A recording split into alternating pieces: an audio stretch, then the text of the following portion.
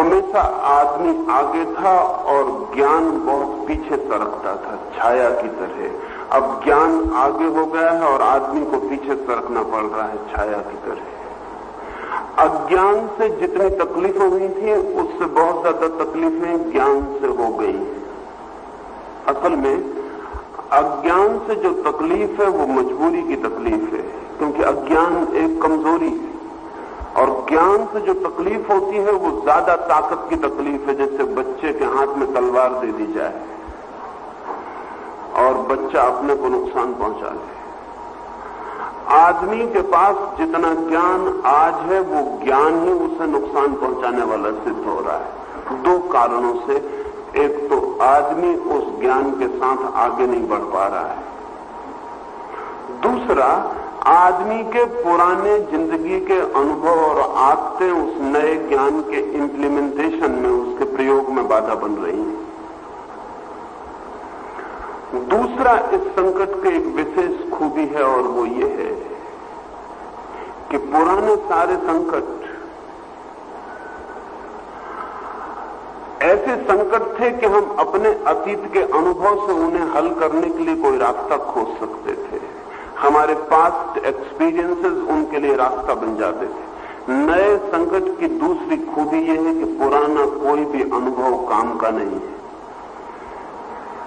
क्योंकि जो संकट पैदा हुआ है वो नए ज्ञान से पैदा हुआ है, और पुराने मनुष्य जाति के अनुभव में उसके मुकाबला करने के लिए कोई उत्तर नहीं है।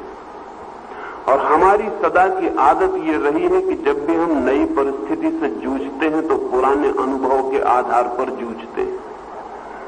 ये हमेशा ठीक था, पुराना अनुभव सदा काम दिया था, अब काम नहीं देगा, क्योंकि जो ज्ञान हमारे सामने है, जिससे संकट उत्पन्न हुआ है, वो इतना नया है कि उसका कोई मिसाल, उसका कोई मुकाबला मनुष्य के अतीत में नहीं था।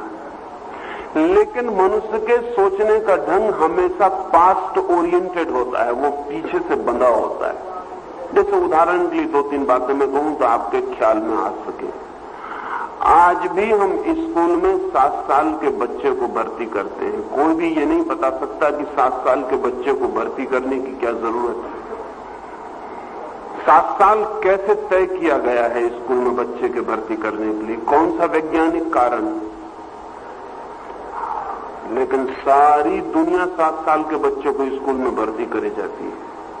हम ये ख्याल में ही नहीं है कि जब हमने आज से कोई 400 या 500 साल पहले 7 साल के बच्चों को स्कूल में भर्ती किया था, तो जिन कारणों से किया था वो कारण अब कहीं भी नहीं रह गए। असल में स्कूल इतने दूर थे कि 7 साल से छोटा कम का बच्चा उतने दूर के स्कूल में नहीं भेजा जा सकता था। उसका बच्चे से कोई भी संबंध नहीं है 7 साल की उम्र का। लेकिन अब स्कूल बिल्कुल पड़ोस में, तो भी 7 साल के बच्चे को हम स्कूल भेजने चले जाते हैं।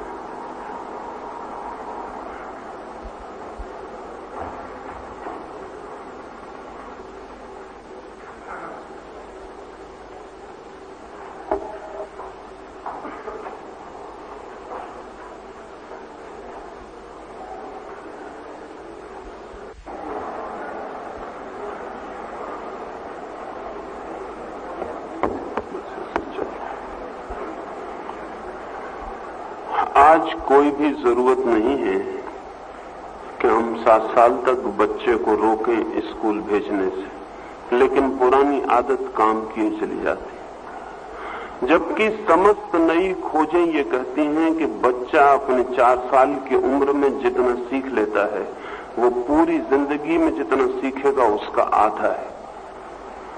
4 साल की उम्र में बच्चा अपनी जिंदगी का 50% ज्ञान पा लेता है। फिर बाकी अगर वो 80 साल जिएगा तो बाकी 50% 80 साल में सीखेगा। जिंदगी के पहले 4 साल सबसे ज्यादा महत्वपूर्ण है, लेकिन वे शिक्षा के बाहर है, क्योंकि हम 7 साल के बच्चे को स्कूल भेजने की पुरानी आदत से मजबूर है। दूसरा आपको उदाहरण देना चाहूं कि आपने शायद ही कभी सोचा हो कि हमने सारी दुनिया में गणित के लिए 10 के अंक क्यों तय किए हैं, 10 तक के फिगर क्यों तय किए हैं। कोई गणितज्ञ उत्तर नहीं दे सकता कि इसका कारण क्या है। 5 से भी काम चल सकता है, 6 से भी काम चल सकता है। हमने 10 ही क्यों तय किए? वो 10 तय करना हो गया कोई लाखों साल पहले, क्योंकि आदमी ने सबसे पहले गिनती उंगलियों से शुरू की और सारी दुनिया में आदमियों के पास 10 उंगलियां थी, इसलिए 10 पे गिनती ठहर गई। फिर सारी संख्या हमने 10 के ऊपर ही फैला ली। लीबनिज नाम के बड़े वैज्ञानिक ने 3 के आंकड़े से पूरा काम चला लिया, सारे गणित हल कर लिए, लेकिन कोई राजी नहीं, हम 10 से ही हिसाब चलाए चले जाएंगे।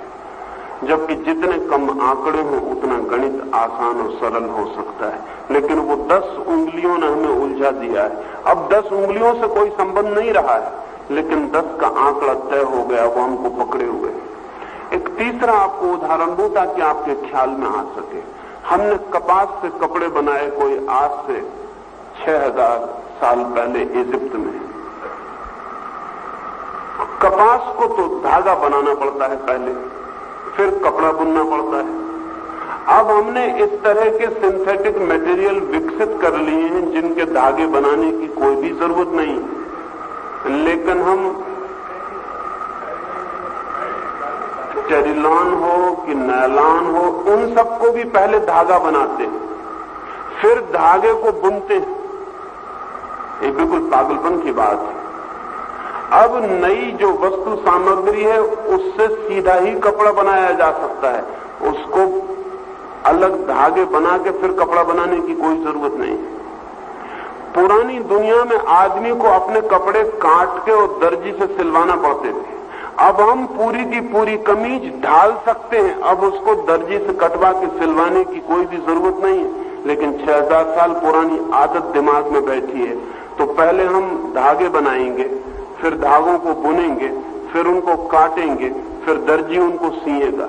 अभी सब निपट ना समझी की बात हो गई है। लेकिन पुरानी आदत हमें पकड़े हुए। अब तो कमीज और पैंट को डाला जा सकता है। ये बड़े मजे की बात है कि आदमी इतना विकसित हो गया, फिर भी पक्षियों के मुकाबले हमारे पास कपड़े नहीं। असल में आपने कभी ख्याल किया है, पक्षी वर्षा हो, जरा से पर फड़फड़ा दे और पानी अलग हो गया। आपको अभी भी 24 घंटे कपड़ा सुखाने में खर्च करने पड़ रहे हैं, अब कोई जरूरत नहीं है। अब हम ऐसे कपड़े विकसित कर सकते हैं जिनको आप पानी गिरे तो सिर्फ छिड़क दें और पानी अलग हो जाए। लेकिन पुरानी आदत सूती कपड़े की हमारे दिमाग को परेशान किए हुए। अब 100-150 जोड़ी कपड़े घर में रखने की कोई जरूरत नहीं रह गई है, लेकिन फिर भी एक बड़ा सूटकेस लेकर हमको सफर करनी पड़ती। हमारी पुरानी आदतें पीछा नहीं छोड़ती, नया ज्ञान आ जाता है तब भी हम पुरानी आदतों से ही जिए चले जाते हैं। नए संकट की सबसे बड़ी जो खूबी है वो ये है कि नए ज्ञान का संकट है और पुराना आदमी इसके साथ तालमेल नहीं बिठा पा रहा। आदमी पुराना पड़ गया है और ज्ञान बहुत नया है। ये ज्ञान इतना नया है कि इसे समझ लेना थोड़ा जरूरी है। जीसस के मरने के बाद 1850 वर्षों में दुनिया में जितना ज्ञान पैदा हुआ था उतना ज्ञान पिछले 150 वर्षों में पैदा हुआ है, और जितना पिछले 150 वर्षों में ज्ञान पैदा हुआ उतना ज्ञान पिछले 15 वर्षों में पैदा हुआ है, और जितना ज्ञान पिछले 15 वर्षों में पैदा हुआ उतने पिछले 5 वर्षों में पैदा हुआ है। अब दुनिया जब पहले 1850 वर्ष में जितना ज्ञान पैदा करती थी उतना 5 वर्ष में पैदा कर रही है। ये भी ज्यादा दिन नहीं चलेगा, आने वाले दिनों में 2.5 वर्ष में उतना ज्ञान पैदा हो जाएगा। असल में दुनिया को 1850 वर्ष में जितना ज्ञान मिलता था अगर 5 वर्ष में मिल जाएगा तो नॉलेज एक्सप्लोजन हो जाएगा। ज्ञान बहुत आगे निकल जाएगा, आदमी बहुत पीछे छूट जाएगा। 1800 साल में हम एडजस्ट हो जाते थे, अनेक पीढ़ियां बदल जाती थी तब ज्ञान बदलता था। सच्चाई तो यह है कि एक आदमी की जिंदगी में करीब करीब दुनिया में कुछ भी नहीं, जैसी दुनिया थी वैसी होती थी। जैसा आदमी जन्म के वक्त दुनिया को पाता था करीब करीब वैसी की वैसी मरते वक्त दुनिया को छोड़ता था। इसलिए उसके लिए एडजस्टमेंट का सवाल नहीं था, वो एडजस्टेड ही पैदा होता था और मरता था। अब एक बार आदमी की जिंदगी में 25 बार सब बदल जाता है। असल में हमें पुराना ख्याल छोड़ देना चाहिए एक जन्म का। अब एक आदमी जिंदगी में 25 बार जन्म ले रहा है, क्योंकि उसके आसपास की दुनिया हर 5-10 साल में बदल जाती है, उसको फिर से एडजस्ट होना पड़ता है। इसलिए जो कौमें नए एडजस्टमेंट नहीं खोज सकती हैं, वे कौमें बहुत मुसीबत में पड़ जाती हैं। भारत के अधिकतम सवाल, भारत की अधिकतम समस्याएं, भारत की पुरानी आदत की समस्याएं। हम पुरानी आदत से मजबूर हैं, हम जिंदगी को थिर मानने की आदत लिए बैठे हैं, जबकि जिंदगी अब तालाब नहीं रह गई, नदी हो गई, वो रोज बदली जा रही है। तालाब को अपने तट का परिचय होता है, सदा एक ही तट होता है, वो उसे जानता है भली भांति। वही दरख्त होते हैं, वही पक्षी होते हैं, वही लोग स्नान करने आते हैं। नदी रोज तट बदल लेती है, रोज वृक्ष बदल जाते हैं, रोज पक्षी बदल जाते हैं, रोज स्नान करने वाले बदल जाते हैं। नदी को रोज नई दुनिया के साथ राजी होना पड़ता है। हिंदुस्तान अब तक एक तालाब था, वो पहली दफे नदी बना है, उसे बहुत मुसीबत हो रही है। और जब जिंदगी में एक बार नहीं 25 बार सारा ज्ञान बदल जाता हो तो हम बहुत मुश्किल में पड़ जाते हैं। वो मुश्किल कई तरह की है। पहली मुश्किल तो ये है कि पुरानी दुनिया में पिता हमेशा बेटे से ज्यादा जानता था, नई दुनिया में जरूरी नहीं रह गया। लेकिन बाप की पुरानी अकड़ नहीं जाती। पुरानी दुनिया में बाप अनिवार्य रूप से ज्यादा जानता था, इसमें कोई शक की बात ही नहीं थी कभी। इसमें बेटा सवाल ही नहीं उठा सकता था, क्योंकि बाप ज्यादा जिया था, इसलिए जो स्थिर जिंदगी थी उससे वो ज्यादा परिचित हो गया था। बेटा कम जिया था, इसलिए वो कम परिचित था। असल में पुराना ज्ञान अनुभव से ही आता था और कोई रास्ता ही नहीं था। बाप अनुभवी था, बेटा गैर अनुभवी था, गुरु अनुभवी था, शिष्य गैर अनुभवी था। इसलिए शिष्य अगर गुरु के चरणों में सिर रखता था तो इसमें कोई आश्चर्य न था।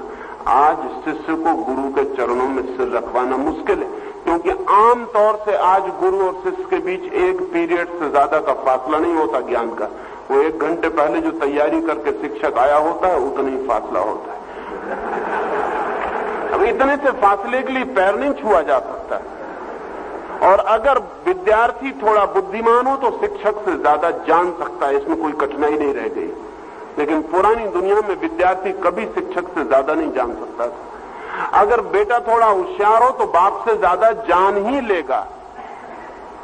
असल में पिता 30 साल पहले यूनिवर्सिटी में पढ़ा था, बेटा 30 साल बाद पढ़ेगा। 30 साल में दुनिया हजारों साल में जितना बदलती उतना ज्ञान बदल जाएगा। जब बेटा घर लौटेगा तो बेटा ज्यादा जानता लौटेगा बाप से। लेकिन बाप अपनी पुरानी अकड़ को कायम रखना चाहे तो नुकसानदायक है। सच बात यह है कि स्थिति बदल गई है। जब पहले बेटा सदा बाप से पूछता था, अब ऐसा नहीं। अब बाप को अक्सर बेटे से पूछने के लिए तैयार होना पड़ेगा। और अगर हम इसके लिए राजी न होंगे तो हम बहुत बेचैन हो जाएंगे, बहुत परेशान हो जाएंगे। जब ज्ञान इतने जोर से बदलता है तो पुराने स्थिर संबंध बदल जाते हैं। वो जो स्टैटिक रिलेशनशिप होती है वो बदल जाती है। इस समय भारत के सामने जो समस्याओं की जटिलता है उसमें एक कारण ये भी है कि पिता सोचता है कि वो ज्यादा जानता है, गुरु सोचता है कि वो ज्यादा जानता है, क्योंकि हमारी उम्र ज्यादा है। असल में उम्र पहले ज्यादा होती थी तो ज्यादा ज्ञान होता था। अब ये सच नहीं रहा है। अब उम्र के ज्यादा होने से ज्ञान के ज्यादा होने का कोई भी संबंध नहीं रह गया है। क्योंकि आप 30 साल पहले पढ़े थे, 30 साल में इतनी घटनाएं घट गई हैं, चीजें इतनी बदल गई हैं कि आप करीब करीब आउट ऑफ डेट होंगे। आपका जो ज्ञान है वो करीब करीब गलत हो चुका होगा। उस ज्ञान को थोपने का आग्रह बेटों में बगावत पैदा करेगा। हिंदुस्तान में बेटे बगावत कर रहे हैं। उस बगावत का आधा जुम्मा हिंदुस्तान के बाप पर है, आधा जुम्मा हिंदुस्तान के शिक्षक पर है। क्योंकि हम बेटों पर पुराने ढंग से चीजों को थोप रहे हैं। नहीं, बेटे और बाप के बीच का फासला बहुत कम हो गया है। वो 2 पीढ़ियों का फासला नहीं रहा है। अब वो ज्यादा से ज्यादा बड़े भाई और छोटे भाई का फासला हो गया है। और उस फासले में भी छोटे भाई के जानने की संभावनाएं बड़े भाई से ज्यादा हो गई। शिक्षक और विद्यार्थी के बीच बाप बेटे का नाता था वो बदल गया। अब शिक्षक और विद्यार्थी के बीच बाप बेटे का नाता नहीं, क्योंकि बाप बेटे के बीच भी बाप बेटे का नाता नहीं रह गया। शिक्षक और विद्यार्थी के बीच अब बड़े और छोटे भाई का संबंध रह गया, जो 2 कदम आगे। और वो जो 2 कदम आगे है, उसे 2 कदम आगे रहने के लिए निरंतर श्रम करना पड़ेगा, सिर्फ उम्र से आगे नहीं रह सकता। और जरा भी पिछड़ गया तो जो 2 कदम पीछे है वो आगे हो जाएगा। इसलिए फासले गिर गए, लेकिन आदतें गिरने में वक्त लेती हैं। ज्ञान बढ़ जाता है, आदमी बदलने में समय लेता है। आदमी की आदतें बड़ी मुश्किल से बदलती हैं। उन आदतों की न बदलाहट हमारे लिए बहुत तरह की समस्याएं पैदा करती है। अब जैसे हिंदुस्तान के सामने एक समस्या बड़ी से बड़ी जो है वो ये है कि हिंदुस्तान की पुरानी पीढ़ी और नई पीढ़ी के बीच संबंध कैसे निर्मित हो। संबंध टूट गए हैं। मैं हजारों घरों में ठहरता हूं, मैं किसी बाप और बेटे को बोलचाल की स्थिति में नहीं देखता, कोई कम्युनिकेशन नहीं है। बाप और बेटे बैठ के बातचीत करते हो, एक दूसरे की समस्याएं समझते हो, ऐसी बात नहीं है। हाँ, कभी कभी बात होती है जब बेटे को बाप से कुछ पैसे हथियाने होते हैं या बाप को बेटे को कुछ उपदेश देना होता है, तब कभी कभी कुछ बातचीत होती है, लेकिन वो बातचीत एक तरफा होती है, 1 वे ट्रैफिक होता है। जब बाप बोल रहा होता है तब बेटा बचने की कोशिश में होता है कि कब निकल भागे, और जब बेटा बोल रहा होता तब बाप बचने की कोशिश में होता है कि कब निकल भागे। उसमें कम्युनिकेशन नहीं है। हिंदुस्तान की 2 पीढ़ियां इस तरह से टूट के खड़ी हो गई कि उनके बीच एक गैप, एक एबिस हो गई है। हिंदुस्तान की अधिकतम समस्याओं के लिए ये गैप, ये अंतराल, ये खाई जिम्मेवार हो रही है। और ये सब बात इतनी अजीब होती जा रही है कि करीब करीब बेटे बाप की भाषा नहीं समझ पा रहे हैं, बाप बेटे की भाषा नहीं समझ पा रहे हैं। ये नासमझी मुल्क को बहुत गहरे गड्ढे में गिरा देगी। ये इसलिए गड्ढे में गिरा देगी कि बेटों के पास ताकत बहुत है, बेटों के पास नए ज्ञान का अंबार भी है, लेकिन बेटों के पास विजडम जैसी चीज आज भी नहीं है और कभी भी नहीं होगी। विजडम और नॉलेज में थोड़ा सा फर्क है। नॉलेज तो आज बेटे के पास बाप से ज्यादा है, लेकिन विजडम आज भी बेटे के पास बाप से ज्यादा नहीं है। विजडम सदा ही अनुभव से आती है, ज्ञान शिक्षण से भी आ जाता है। विजडम तो जीवन को जीने से आती है, ज्ञान तो किताब से भी आ जाता है, इंफॉर्मेशन से भी आ जाता है, ज्ञान तो स्कूल की परीक्षा से भी आ जाता है। पुरानी दुनिया में ज्ञान और प्रज्ञा, नॉलेज और विजडम दोनों ही अनुभव से आते थे। नई दुनिया में ज्ञान शिक्षा से आता है और विजडम, प्रज्ञा अनुभव से आती है।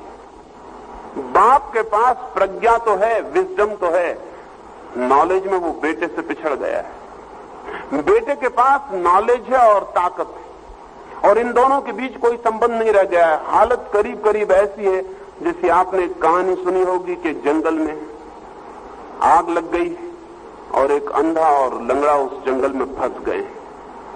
अंधा भागता है, भाग सकता है, उसके पास ताकतवर पैर, लेकिन भागने से भरोसा नहीं है कि जंगल के बाहर निकल जाएगा। डर यही है कि जोर से भागेगा तो और जल्दी आग में गिर जाएगा। चारों तरफ आग बढ़ती जा रही। लंगड़ा देख सकता है, उसके पास आंखें, उसे दिखाई पड़ रहा है कि कहां से निकल सकता है, लेकिन उसके पास पैर नहीं है कि दौड़ सके। उस अंधे और लंगड़े ने जितनी बुद्धिमत्ता दिखाई, अगर हिंदुस्तान के बाप और बेटों ने भी उतनी बुद्धिमत्ता दिखाई तो हम इस देश को बचा लेंगे, अन्यथा ये डूब जाएगा। उस जंगल में लगी हुई आग के बीच अंधे और लंगड़े ने एक समझौता कर लिया, एक बड़ा कीमती समझौता कर लिया। वो समझौता ये था कि अंधा चले और लंगड़ा चलाए। वो समझौता ये था कि लंगड़ा अंधे के कंधों पर सवार हो जाए। तब वे 2 आदमी एक आदमी की तरह काम करने लगे हैं। जिसके पास पैर है वो पैर दे दे और जिसके पास आंख है वो आंख दे दे। करीब करीब हिंदुस्तान आज ऐसी हालत में है। नई पीढ़ी के पास पैर है, ताकत है, ज्ञान से मिली हुई नई ताकत है, क्योंकि आज तो ज्ञान ही बड़ी से बड़ी ताकत है। बेकन ने कभी कहा था कि नॉलेज इज पावर। उस दिन ये बात सच न थी, आज ये बात सच हो गई। आज तलवार उतनी बड़ी ताकत नहीं है और न मसल्स की ताकत उतनी बड़ी है। अब ये सब पिछड़ी हुई ताकतें हैं जिनका कोई अर्थ नहीं रह गया। आज ज्ञान सबसे बड़ी ताकत है। तो बेटों के पास ज्ञान है, ताकत है, लेकिन बेटों के पास आंख नहीं हो सकती। आंख आज भी अनुभव से मिलती है, आंख आज भी जीवन को गुजरने से पता चलती है। वो जो विजडम की आंख है वो आज भी बूढ़े के पास है, वो आज भी बाप के पास है, वो आज भी शिक्षक के पास, लेकिन इन दोनों के बीच तालमेल, हार्मनी टूट गई है। अगर भारत की दोनों पीढ़ियों ने समझौता नहीं किया और अगर दोनों के बीच कोई संयोग, कोई संवाद, कोई डायलॉग नहीं संभव हो सका तो भारत इतने बड़े खतरे में पड़ जाएगा जितने बड़े खतरे में वो कभी भी नहीं पड़ा था। हालांकि बहुत खतरे भारत में देखे हैं, बहुत तरह की गुलामियां, बहुत तरह की गरीबियां, बहुत तरह की परेशानियां, लेकिन जो भविष्य हमारे सामने आएगा वो सबसे खतरनाक होगा, क्योंकि उसमें सबसे बड़ी जो विघटन, जो डिसइंटीग्रेशन मुल्क में पड़ रहा है वो ये है कि जिनके पास आंख है वो अलग टूट गए हैं और जिनके पास ताकत है वो अलग टूट गए हैं। तो पहली समस्या तो मुझे, इस समस्या से बहुत सी समस्याएं पैदा हो रही, चाहे उस समस्या का नाम नक्सलाइट हो, चाहे उस समस्या का कोई और नाम हो, ये बाप और बेटे के बीच पैदा हुई खाई का परिणाम है। चाहे स्कूल कॉलेजों में पत्थर फेंके जा रहे हों और चाहे स्कूल कॉलेजेस में बसें चलाई जा रही हों, ये समस्या कोई भी हो, लेकिन इस समस्या की बहुत बुनियाद में एक डायलॉग खो गया है। बाप और बेटे के बीच कोई बातचीत, कोई तालमेल नहीं रह गया है। बेटे कुछ और भाषाएं बोल रहे हैं, बाप कुछ और भाषाएं बोल रहे हैं और दोनों एक दूसरे को सुनने में असमर्थ हो गए हैं। जुंग ने एक संस्मरण लिखा है, उसने लिखा है कि मेरे पागलखाने में एक बार 2 प्रोफेसर पागल होकर आ गए। ऐसे भी प्रोफेसर पागलखानों में बड़ी संख्या में पहुंचते। कई बार तो ऐसा लगता है कि जो प्रोफेसर एक आध दफे पागल ना हो वो ठीक अर्थों में प्रोफेसर नहीं है। वो 2 प्रोफेसर जुंग के पागलखाने में गए हैं। जुंग उनका अध्ययन करता है क्योंकि वो दोनों बड़े बुद्धिमान लोग। कभी कभी बुद्धि की अति भी पागलपन बन जाती है। वे बहुत ज्ञानी हैं, लेकिन कभी कभी बहुत ज्ञान व्यक्तित्व को तोड़ जाता है। जैसे ज्यादा भोजन न पच पाए तो नुकसान हो जाता है, वैसे ज्यादा ज्ञान भी न पच पाए तो नुकसान हो जाता है। और करीब करीब हमारी सदी ज्यादा ज्ञान के अपच से पीड़ित। ज्ञान रोज चला आता है और पचाने का, खून बनाने का, हड्डी मांस बनाने का मौका ही नहीं मिलता। जब तक पुराना ज्ञान हड्डी मांस बने तब तक नया ज्ञान भीतर प्रवेश कर जाता है। और इतने जोर से हो रही ये बौछार की कठिनाई हो गई। वो दोनों प्रोफेसर का जुंग अध्ययन करता रहा। वो खिड़की में छुप के उनकी बातें सुनता था। वो बड़ा हैरान हुआ। हैरानी 2 तरह की थी। एक तो हैरानी ये थी कि वे दोनों जो बातें करते थे वे अत्यंत बुद्धिमत्तापूर्ण थी। उनकी बातें सुन के कोई भी नहीं कह सकता था कि वो पागल हो गए। उनकी बातें तर्क युक्त थी। उनकी बातों में बराबर ग्रंथों के उद्धरण होते थे। उनकी बातों में उसने ग्रंथ भी उठा कर देखे तो पाए कि उनके उद्धरण बिल्कुल सही है। वो शब्द ठीक बोलते हैं। एक तो हैरानी की बात थी कि पागल होके वे इतने तर्कपूर्ण हैं। हालांकि हैरान होने की जरूरत नहीं, पागल अक्सर तर्कपूर्ण होते हैं। असल में पागलों के अपने तर्क होते हैं। They have their own logic. लेकिन और दूसरी हैरानी की बात यह थी कि वो दोनों पागल इतनी सुव्यवस्थित बात तो करते थे, लेकिन एक दूसरे की बातचीत में कोई संबंध नहीं होता था। जो एक बोल रहा था वो आकाश की बोलता था, दूसरा पाताल की बोलता था। उन दोनों के बीच कोई संबंध ही नहीं था। लेकिन ये भी स्वाभाविक है, 2 पागलों के बीच में बातों में संबंध ना हो, ये स्वाभाविक है। तीसरी बात और भी हैरानी की थी कि जब एक बोलता था तो दूसरा चुप रहता था, और जब दूसरा बोलना शुरू करता तो पहला चुप हो जाता। इससे जुंग बहुत हैरान हुआ कि जो पागल एक दूसरे से असंबंधित बातें बोल रहे हैं, वे भी इतना ख्याल क्यों रखते हैं कि दूसरा चुप हो तब हम बोले। उसने जाकर उनसे पूछा कि मैं और सब तो समझ गया, ये बात मैं नहीं समझ पा रहा कि जब एक बोलता है तो दूसरा चुप क्यों रहता है। वो दोनों हंसने लगे। उन्होंने कहा, आप भी बड़े पागल हैं। क्या आप समझते हैं कि हमें कन्वर्सेशन का नियम नहीं मालूम? हमें कन्वर्सेशन का नियम मालूम, जब एक बोल रहा है तब दूसरे को चुप रहना चाहिए। जुंग ने कहा, जब तुम्हें इतना पता है तो तुम्हें इतना पता नहीं कि जो एक बोल रहा है उसी संबंध में दूसरे को बोलना चाहिए। वो दोनों बहुत खिलखिला के हंसने लगे। उन दोनों ने कहा कि खैर हम तो पागल हैं, लेकिन हमने दुनिया में 2 गैर पागल लोगों को भी ऐसी बात करते नहीं देखा जिसमें कोई संबंध हो। पता नहीं ये जुंग को कहां तक बात जची या नहीं जची, लेकिन इस मुल्क में ऐसी घटना घट रही है। यहां 2 आदमी की बातचीत में कोई संबंध नहीं रह गया, और 2 पीढ़ियों के बीच में तो कोई संबंध नहीं रह गया है। और अगर 2 ही पीढ़ियां होती तब भी ठीक था। कई पीढ़ियां हो गई, क्योंकि एक पीढ़ी 20 साल में बदल जाती, तो 3-4 पीढ़ियां हैं। जो 80 साल का है वो कुछ और भाषा बोल रहा है, उसका बेटा जो 7 साल का है वो भी वो भाषा नहीं बोलता, उसका जो बेटा 40 साल का है वो कुछ और बोल रहा है, उसका जो बेटा 20 साल का है वो कुछ और बोल रहा है, और जो बेटे 10-15 साल के हो रहे हैं वो कोई भाषा बोल रहे हैं जिनका 80 साल के बाप से कहीं कोई संबंध नहीं रह गया। इनके बीच के सब ब्रिज गिर गए। मुल्क करीब करीब एक मैड हाउस, एक पागलखाना मालूम पड़ता है। जब शिक्षक कुछ विद्यार्थियों से कहता है तो विद्यार्थियों की समझ के बाहर होता है कि कौन सी फिजूल बातें कही जा रही। अब तो शिक्षक को भी शक होने लगा है कि वो शायद फिजूल की बातें कह रहा है, क्योंकि चारों तरफ की आंखें उससे दिखाई पड़ती जिनको उसे पता लगता है। नेता जनता को समझा रहा और पूरे वक्त जान रहा है कि कोई नहीं समझ रहा, और जनता भी पूरे वक्त सुन रही है और समझ रही कि नेता जो कह रहा है इसका इसकी जिंदगी से कोई संबंध नहीं। बाप बेटे को समझा रहा है, बेटे समझ रहे हैं कि बेईमान है, पाखंडी। बेटे बाप को आश्वासन दे रहे हैं, बाप जान रहा है कि सब धोखे की बातें, ये पीछे जाके अब भी आश्वासन तोड़ देगा। जब किसी मुल्क की जिंदगी में ऐसी घटना घट जाए जहां कि हमें किसी एक दूसरे की भाषा पे भी भरोसा न रह जाए, तो उस मुल्क को हमें सेन नहीं मानना चाहिए, वो इनसेन हो गया, एक पागलपन पकड़ गया है। इस पागलपन को तोड़ना जरूरी है, अन्यथा हम बड़ी अजीब हालतों में रोज उलझते चले जाएंगे। समस्याएं जिनको दिखाई पड़ती हैं उन्हें समाधान नहीं दिखाई पड़ता, जिन्हें समाधान दिखाई पड़ता है उन्हें कोई समस्याएं दिखाई नहीं पड़ती। बूढ़ों के पास समाधान है लेकिन उन्हें समस्याएं दिखाई नहीं पड़ती, बच्चों के पास समस्याएं हैं लेकिन उन्हें समाधान दिखाई नहीं पड़ते। किन्हीं के पास पैर हैं, किन्हीं के पास आंखें हैं, दोनों के बीच कोई सेतु नहीं है। इससे हम अनेक तलों पर मल्टी डायमेंशनल, न मालूम कितने आयामों में, कितनी दिशाओं में कितने सवाल खड़े कर लिए। इन सारे सवालों को मिटाने के लिए एक तो सुझाव मैं देना चाहता हूं, वो ये, और मैं समझता हूं कि वो युवकों को ही सुझाव शुरू करना पड़ेगा, क्योंकि बूढ़े कई अर्थों में रिजिड हो जाते स्वभावता। जब हम भी बूढ़े हो जाएंगे तो हम भी रिजिड हो जाएंगे। आज जो बच्चे हैं कल जब बूढ़े होंगे वो भी रिजिड हो जाएंगे। बुढ़ापा रिजिडिटी लाता है।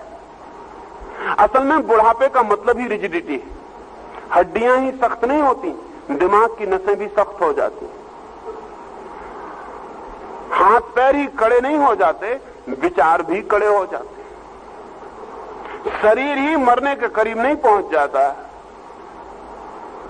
भीतर का सारा व्यक्तित्व भी सख्त होकर सूख जाता है और मरने के करीब पहुंच जाता है। इसलिए बूढ़े आदमी से बहुत ज्यादा आशा नहीं की जा सकती। अगर जिस डायलॉग की मैं बात कर रहा हूं उसको अगर पैदा करना है तो हिंदुस्तान के युवकों को ही उसको फेस करना पड़ेगा। हिंदुस्तान के युवक को ही कोशिश करके हिंदुस्तान के बूढ़े से संबंध स्थापित करना पड़ेगा। और एक बात से ये भी ठीक है कि बूढ़े को चिंता भी ज्यादा नहीं हो सकती, क्योंकि भविष्य बूढ़े का नहीं है, भविष्य जवानों का है। अगर चिंता भी होनी चाहिए तो जवानों को होनी चाहिए, क्योंकि कल उनको जीना होगा इस मुल्क में। कल इस मुल्क में बूढ़ों को नहीं जीना होगा, वो अपने कब्रिस्तानों में और अपने कब्रगाहों में चले गए होंगे। उनके लिए बहुत चिंता का कारण भी नहीं है। चिंता का कारण होना चाहिए युवकों के लिए, लेकिन बड़े मजे की बात है कि युवक बिल्कुल चिंतित नहीं मालूम पड़ते, बूढ़े बहुत चिंतित मालूम पड़ते। युवक ऐसे निश्चिंत जी रहे हैं जैसे कि बूढ़ों का कोई भविष्य, उनको परेशान होने की कोई जरूरत नहीं। विद्यार्थी इस तरह जी रहे हैं जैसे कि शिक्षकों की सारी मुसीबत नहीं। पिछली पीढ़ी की कोई भी मुसीबत नहीं है, पिछली पीढ़ी विदा हो जाएगी, आने वाली सारी मुसीबतें नई पीढ़ी पर होंगी। अगर नक्सलाइट ढंग से सोचने वाले युवक सोचते हो कि हम बूढ़ों से लड़ रहे हैं तो वो गलती में, वो अपने ही भविष्य को नष्ट करने के लिए लड़ रहे हैं। क्योंकि बूढ़ों से लड़ने का क्या मतलब है, वे तो मरने के करीब है, वे विदा हो जाएंगे, उनकी जिंदगी गई, उनकी समाज की व्यवस्था भी गई। जिनको जीना होगा इस मुल्क में उनके लिए सवाल उठेगा।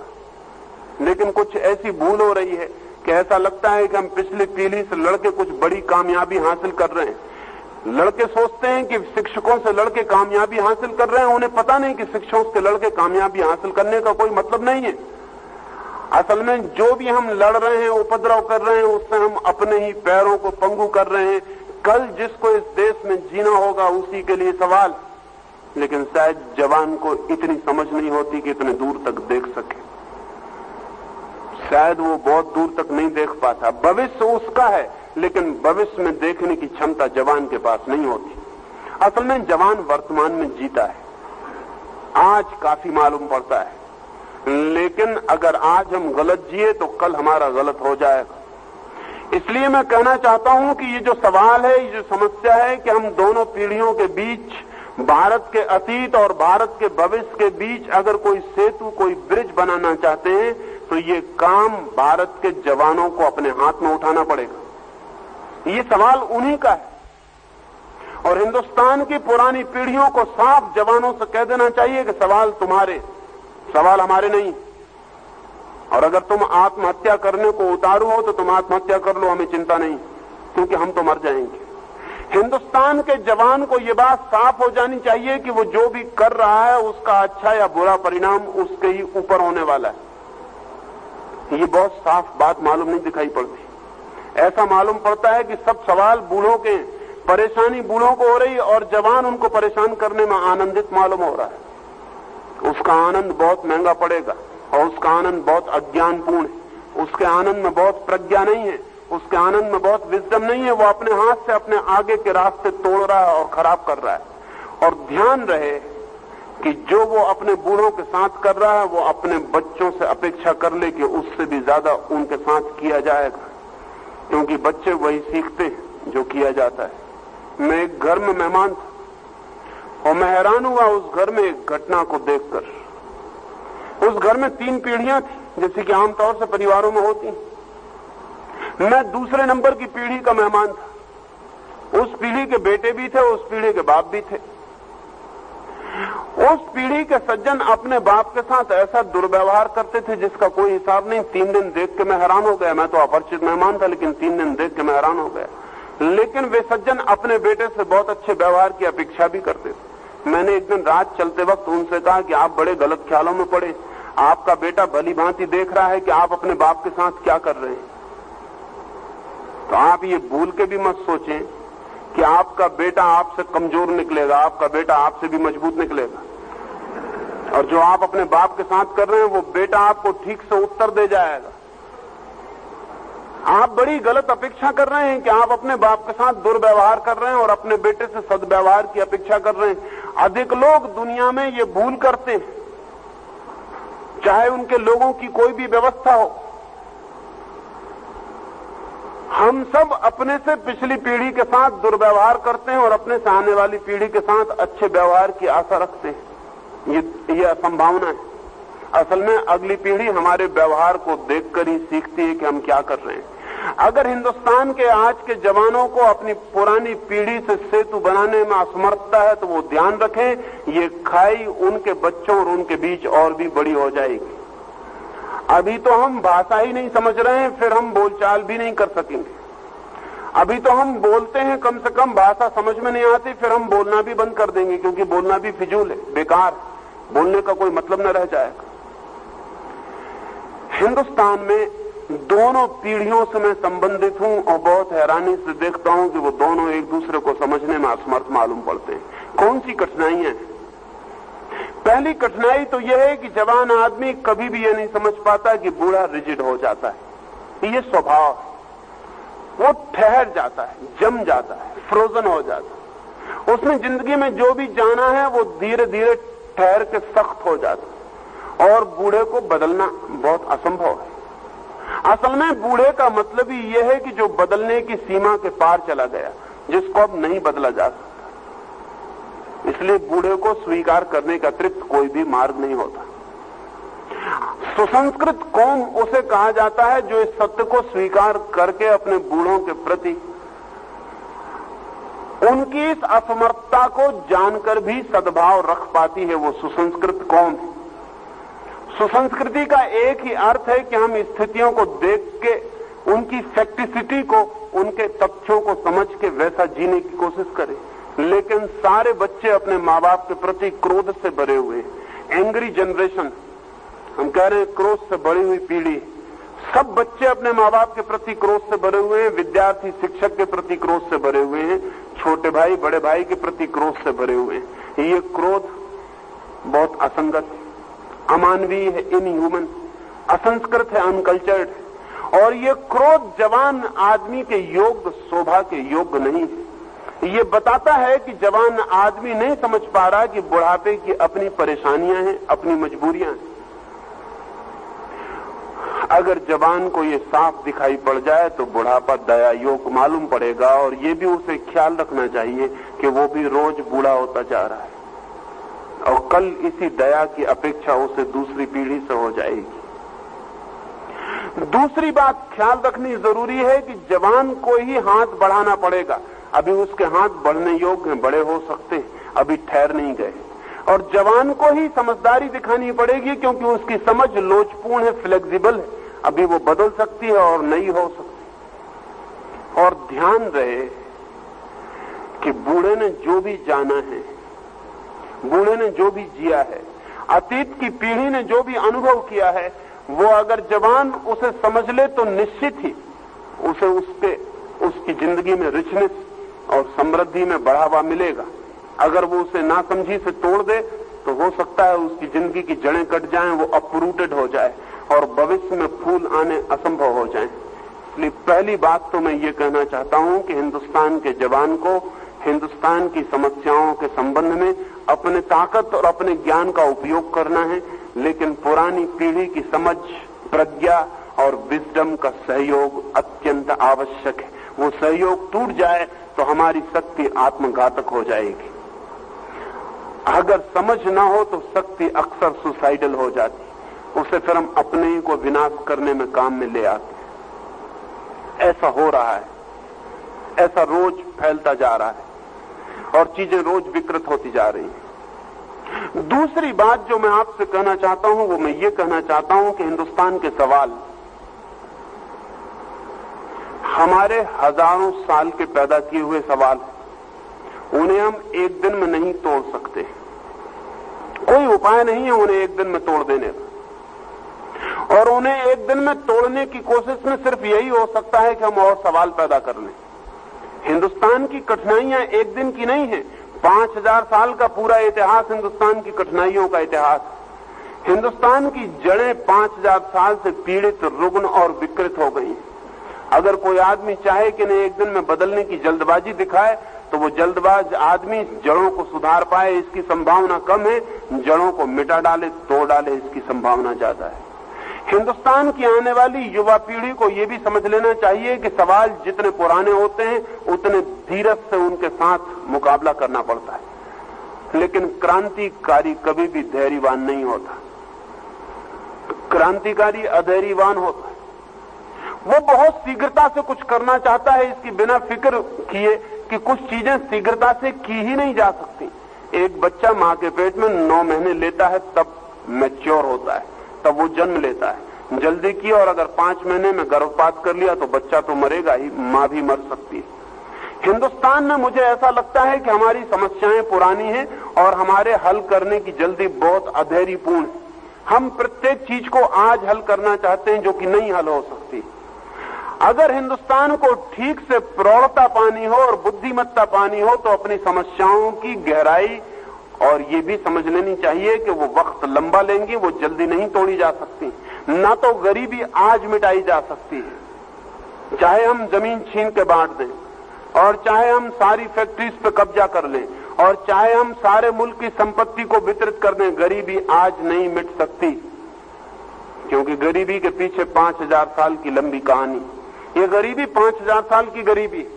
इस गरीबी को जो आज मिटाने की कोशिश करेगा, मैं मानता हूं वो मुल्क को और भी गरीब हालत में छोड़ जाएगा। क्योंकि इस गरीबी को जल्दी में मिटाने की कोशिश उस इंतजाम को भी तोड़ सकती है जो इंतजाम इस मुल्क को थोड़ी बहुत संपत्ति दे रहा है। लेकिन हम बहुत जल्दी में भरे, हमारा जवान चाहता है सब आज हल हो जाए, हर आदमी को आज नौकरी मिल जाए, ये नहीं हो सकता। नेता मुल्क के बेईमान हैं, वो झूठे आश्वासन दिए चले जाते हैं, वो आश्वासन दिए चले जाते हैं कि नहीं ये हो जाएगा, ये जल्दी हो जाएगा, ये जल्दी हो सकेगा कि सबको नौकरी मिल जाए, ये नहीं हो सकेगा। इस मुल्क में सबको नौकरी नहीं मिल सकती, नहीं मिल सकती इसलिए कि इस मुल्क के पास उतना काम नहीं है जितने लोग, नहीं मिल सकती इसलिए कि इस मुल्क के पास जितने लोगों को हमने शिक्षित कर लिया है उतना भी काम नहीं है। और जितने लोगों को हम शिक्षित कर रहे हैं उनके लिए भविष्य में कोई काम नहीं होगा। लेकिन ये मजबूरी है और ये हम सबकी मजबूरी है। अगर इसको हमने जल्दबाजी की तो शायद जितना काम मिल सकता है वो भी ना मिल पाए, और अगर हम धैर्य से प्रयोग करें तो शायद हम मार्ग, नए कामों की दिशाओं को खोजने में समर्थ हो सकते हैं। असल में हिंदुस्तान के जवान को पुराने किस्म के काम मांगने की बात छोड़ देनी चाहिए अगर हिंदुस्तान की समस्याओं को हल करना हो। हिंदुस्तान के जवान को अपनी जवानी का बड़े से बड़ा प्रयोग हिंदुस्तान में नए काम पैदा करने में दिखाना चाहिए। उसे पुराने ढंग के काम मांगना बंद कर देना चाहिए।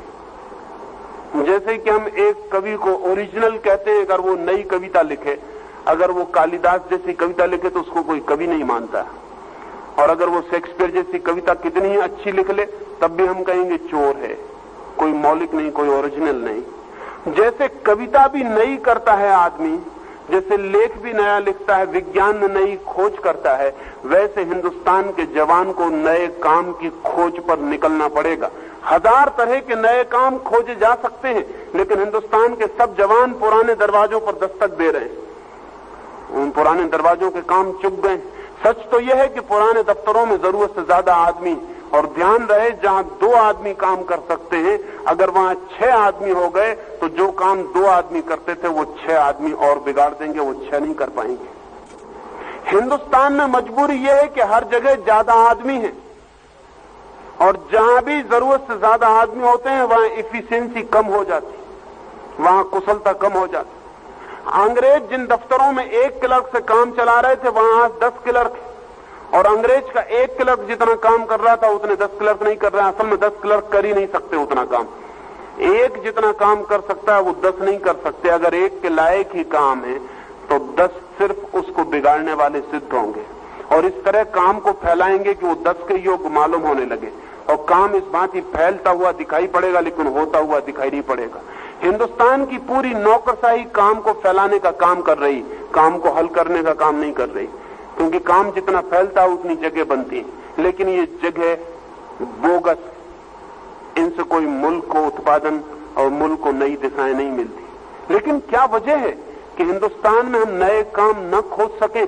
कितने नए काम अधूरे पड़े हैं जो हमें पुकारते हैं, लेकिन जैसा मैंने कहा हमारी पुरानी आदतें दिक्कत देती हैं। अब हिंदुस्तान में कितने इंजीनियर हैं जो बेकार, लेकिन कोई इंजीनियर इसकी फिक्र नहीं करता कि जमीन के नीचे मकान शुरू बनाने के लिए नई योजनाएं दे। कोई इंजीनियर इस बात की फिक्र नहीं करता कि समुद्र पर पानी बनाए, समुद्र पर मकान बनाए। अब ये जान के आपको हैरानी होगी कि अभी एक अमेरिकी इंजीनियर ने, फुलर ने, समुद्र पर मकान बनाने का बहुत सस्ता सुझाव दिया है, योजना भी दी है, मकान का मॉडल भी दिया है। सीमेंट कंक्रीट के मकान जिनमें एक मकान में 20,000 आदमी रह सके, समुद्र पर तैर सकते हैं, डूबेंगे नहीं, क्योंकि वो चारों तरफ से बंद होंगे। उनके भीतर हवा का जितना वॉल्यूम होगा वही उनको समुद्र के ऊपर तैराने का कारण बन जाएगा। वो जमीन पर बनने वाले मकानों से सस्ते होंगे और जमीन को घेरेंगे नहीं, और हिंदुस्तान को तो जमीन की जरूरत है। हिंदुस्तान पर जमीन जितनी गिर जाएगी उतना भोजन मुश्किल में पड़ जाएगा। हिंदुस्तान के इंजीनियर को फिक्र करनी चाहिए कि पानी पर मकान बनाए, हवा में भी मकान बनाए जा सकते हैं। एक दूसरे ब्रिटिश इंजीनियर ने हवा में मकान बनाने का मॉडल दिया, लेकिन हिंदुस्तान के बच्चे कब इस दिशाओं में सोचेंगे?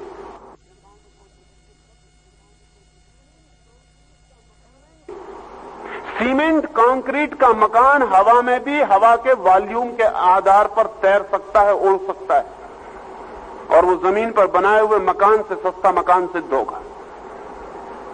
लेकिन हिंदुस्तान का इंजीनियर जमीन पे मकान बनाता चला जाएगा। मकान भी वो उस ढंग से बना रहा है जिस ढंग से 5000 साल पहले हमारे बाप दादे बनाते थे। अब किसी को ईंट बनाने की जरूरत नहीं होनी चाहिए। ईंट तब बनती थी जब हम पूरी दीवार सीधी नहीं बना सकते थे। अब हम पहले ईंट बनाएंगे, फिर ईंट को हम जोड़ेंगे, फिर आकर दीवार बनाएंगे। अब तो दीवार सीधी बन सकती है। अब इतनी मोटी दीवारों की भी जरूरत नहीं है। अब हम बहुत और ढंग से जिंदगी को जीने की व्यवस्था करने की खोज कर सकते हैं। अब जो इंजीनियर जमीन पर छोड़ के हवा में या पानी में मकान बनाएगा उसके लिए काम नहीं होगा, उसके लिए खुद तो काम होगा। वो अपने जैसे हजारों इंजीनियरों के लिए नए काम की दिशा खोल देगा। लेकिन नहीं, वो इंजीनियर अपनी दरखास्त लिए खड़ा हुआ है पीडब्ल्यूडी के दफ्तर के सामने कि हमको नौकरी चाहिए। नहीं, हिंदुस्तान का जवान अपने को जवान सिद्ध नहीं कर रहा। जवानी का पहला लक्षण यह है कि वो मौलिक खोजें करे। उसे जानना चाहिए कि उसके माता पिताओं ने उसे जहां पहुंचा दिया है वहां उनकी सामर्थ्य चुक गई है, सैचुरेशन आ गया है, चीजें चुक गई हैं, उसके आगे अब चीजें नहीं जा सकती।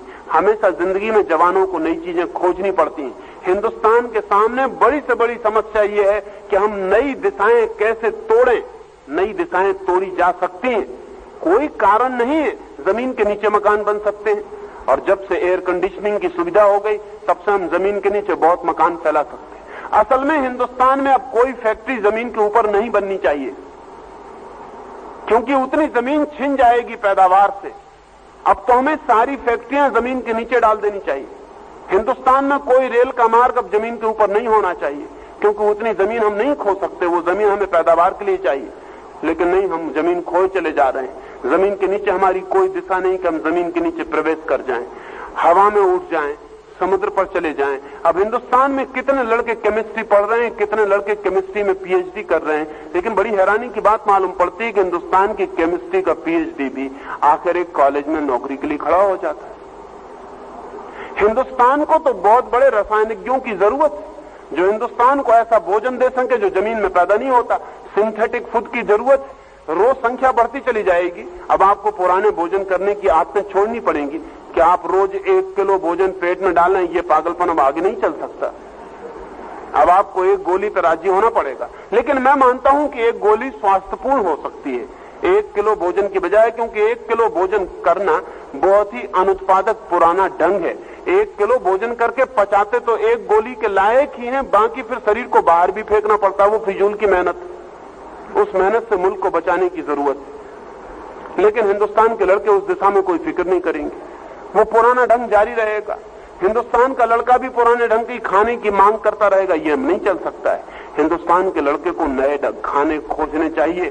समुद्र के पानी को हम खाना बना सकते हैं, सूरज की किरणों को भी खाना बना सकते हैं, हवा से भी खाना खींचा जा सकता है। लेकिन हिंदुस्तान के लड़के जब इन दिशाओं में मेहनत करेंगे, हम हमेशा जमीन से खाना नहीं पाते थे। आज से 5000 साल पहले आदमी जंगल में जानवर को मारता था और खाना पाता था। एक दिन जानवर कम हो गए और लोग बढ़ गए, तब उन लोगों में से कुछ जवानों ने जमीन के फल खाने शुरू किए। लेकिन फिर फल भी कम पड़ गए, तब फिर फलों को बोना शुरू किया। अब बोना भी बेकार हो गया, अब जमीन ही कम पड़ गई। अब हमें नई दिशा में खोज करनी चाहिए। अब हमें आकाश में, पाताल में, पानी में, हवा में, सूरज की किरणों में भोजन की फिक्र करनी चाहिए।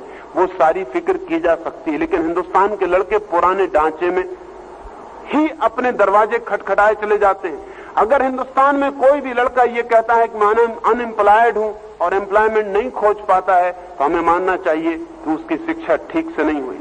क्योंकि हिंदुस्तान जैसे मुल्क में जिसकी इतनी आवश्यकताएं हैं, अगर एम्प्लॉयमेंट न खोजा जा सके तो और एम्प्लॉयमेंट कहां खोजा जा सकेगा। जहां इतनी आवश्यकताएं हैं जो पूरी नहीं हो रही, वहां तो हम 1000 दिशाएं खोज सकते हैं, लेकिन हमारे मन में खोज का भाव नहीं। हम जिसे वैज्ञानिक कहते हैं अपने मुल्क में, वो भी ज्यादा से ज्यादा विज्ञान का विद्यार्थी होता है, वैज्ञानिक नहीं होता। वैज्ञानिक होने का मतलब ही यह है कि हम जिंदगी को नए रास्ते दें, हम जिंदगी को नई दिशाएं दें, हम जिंदगी को नए पहलू दिखाएं, हम जिंदगी को समृद्धि के नए उपाय सुझाएं। लेकिन हिंदुस्तान में बच्चे ये नहीं करेंगे। बच्चे क्या कर रहे हैं? वो बसें तोड़ रहे हैं, यूनिवर्सिटीज के कांच फोड़ रहे हैं, वो शिक्षकों पर पत्थर फेंक रहे हैं, वो हड़ताल कर रहे हैं, वो गिराव कर रहे हैं। ये सब आप करते रहें। ये सब अनुत्पादक काम ही नहीं है, विध्वंसक काम है। इससे मुल्क की जिंदगी अच्छी नहीं हो सकेगी। और मुल्क का जो पुराना आदमी वो क्रोध से भर गया है इन हरकतों को देख के, और इन दोनों के बीच कोई संबंध नहीं रह गया। मैं हिंदुस्तान के जवान को कहना चाहता हूं कि चुनौती है तुम्हारे लिए, और ऐसी चुनौती बहुत मुश्किल से आती है, और जिनकी जिंदगी में आती है उनको सौभाग्यशाली मानना चाहिए अपने को कि परमात्मा ने उन्हें मौका दिया जहां वो नई जमीन तोड़े। लेकिन शायद हम बैलगाड़ी में बैठे रहने के आदी हैं, हमने कहीं भी नई जमीन नहीं तोड़ी बहुत सैकड़ों वर्षों से, इसलिए हमारी आदत टूट गई है नई जमीन तोड़ने की। लेकिन सारी दुनिया नई जमीन तोड़ रही है, सारी दुनिया में बहुत कुछ नया हो रहा है जो कभी नहीं हुआ था। ऐसे फल पैदा किए गए हैं जो कभी पैदा नहीं किए गए थे। ऐसा गेहूं पैदा कर लिया गया है जो कभी पैदा नहीं किया गया था। तो हमारे बच्चे क्या करेंगे? वो एग्रीकल्चर यूनिवर्सिटी में पढ़ के सिर्फ परीक्षाएं देते रहेंगे और परीक्षाएं दे के ज्यादा से ज्यादा एग्रीकल्चर दफ्तर में क्लर्क बन के बैठ जाएंगे। क्या करेंगे? एग्रीकल्चर यूनिवर्सिटी अगर ऐसे बच्चों को नहीं निकाल पाती है जो मुल्क को नए भोजन दे सके, अगर ऐसे बच्चे नहीं निकाल पाती है जो गेहूं के ऐसे वृक्ष दे सकें जो हर साल फसल दें और हर साल उनको काटना ना पड़े और साल में 2 बार फसल दें, तो हम बहुत इस बड़ी दुनिया में जहां आदमी चांद पर उतर गया है, अगर हम आदमी को जमीन पर पेट भरने के योग्य नहीं बना सकते तो हमारा सारा ज्ञान और हमारी सारी खोजें नासमझी से हैं और बेकार।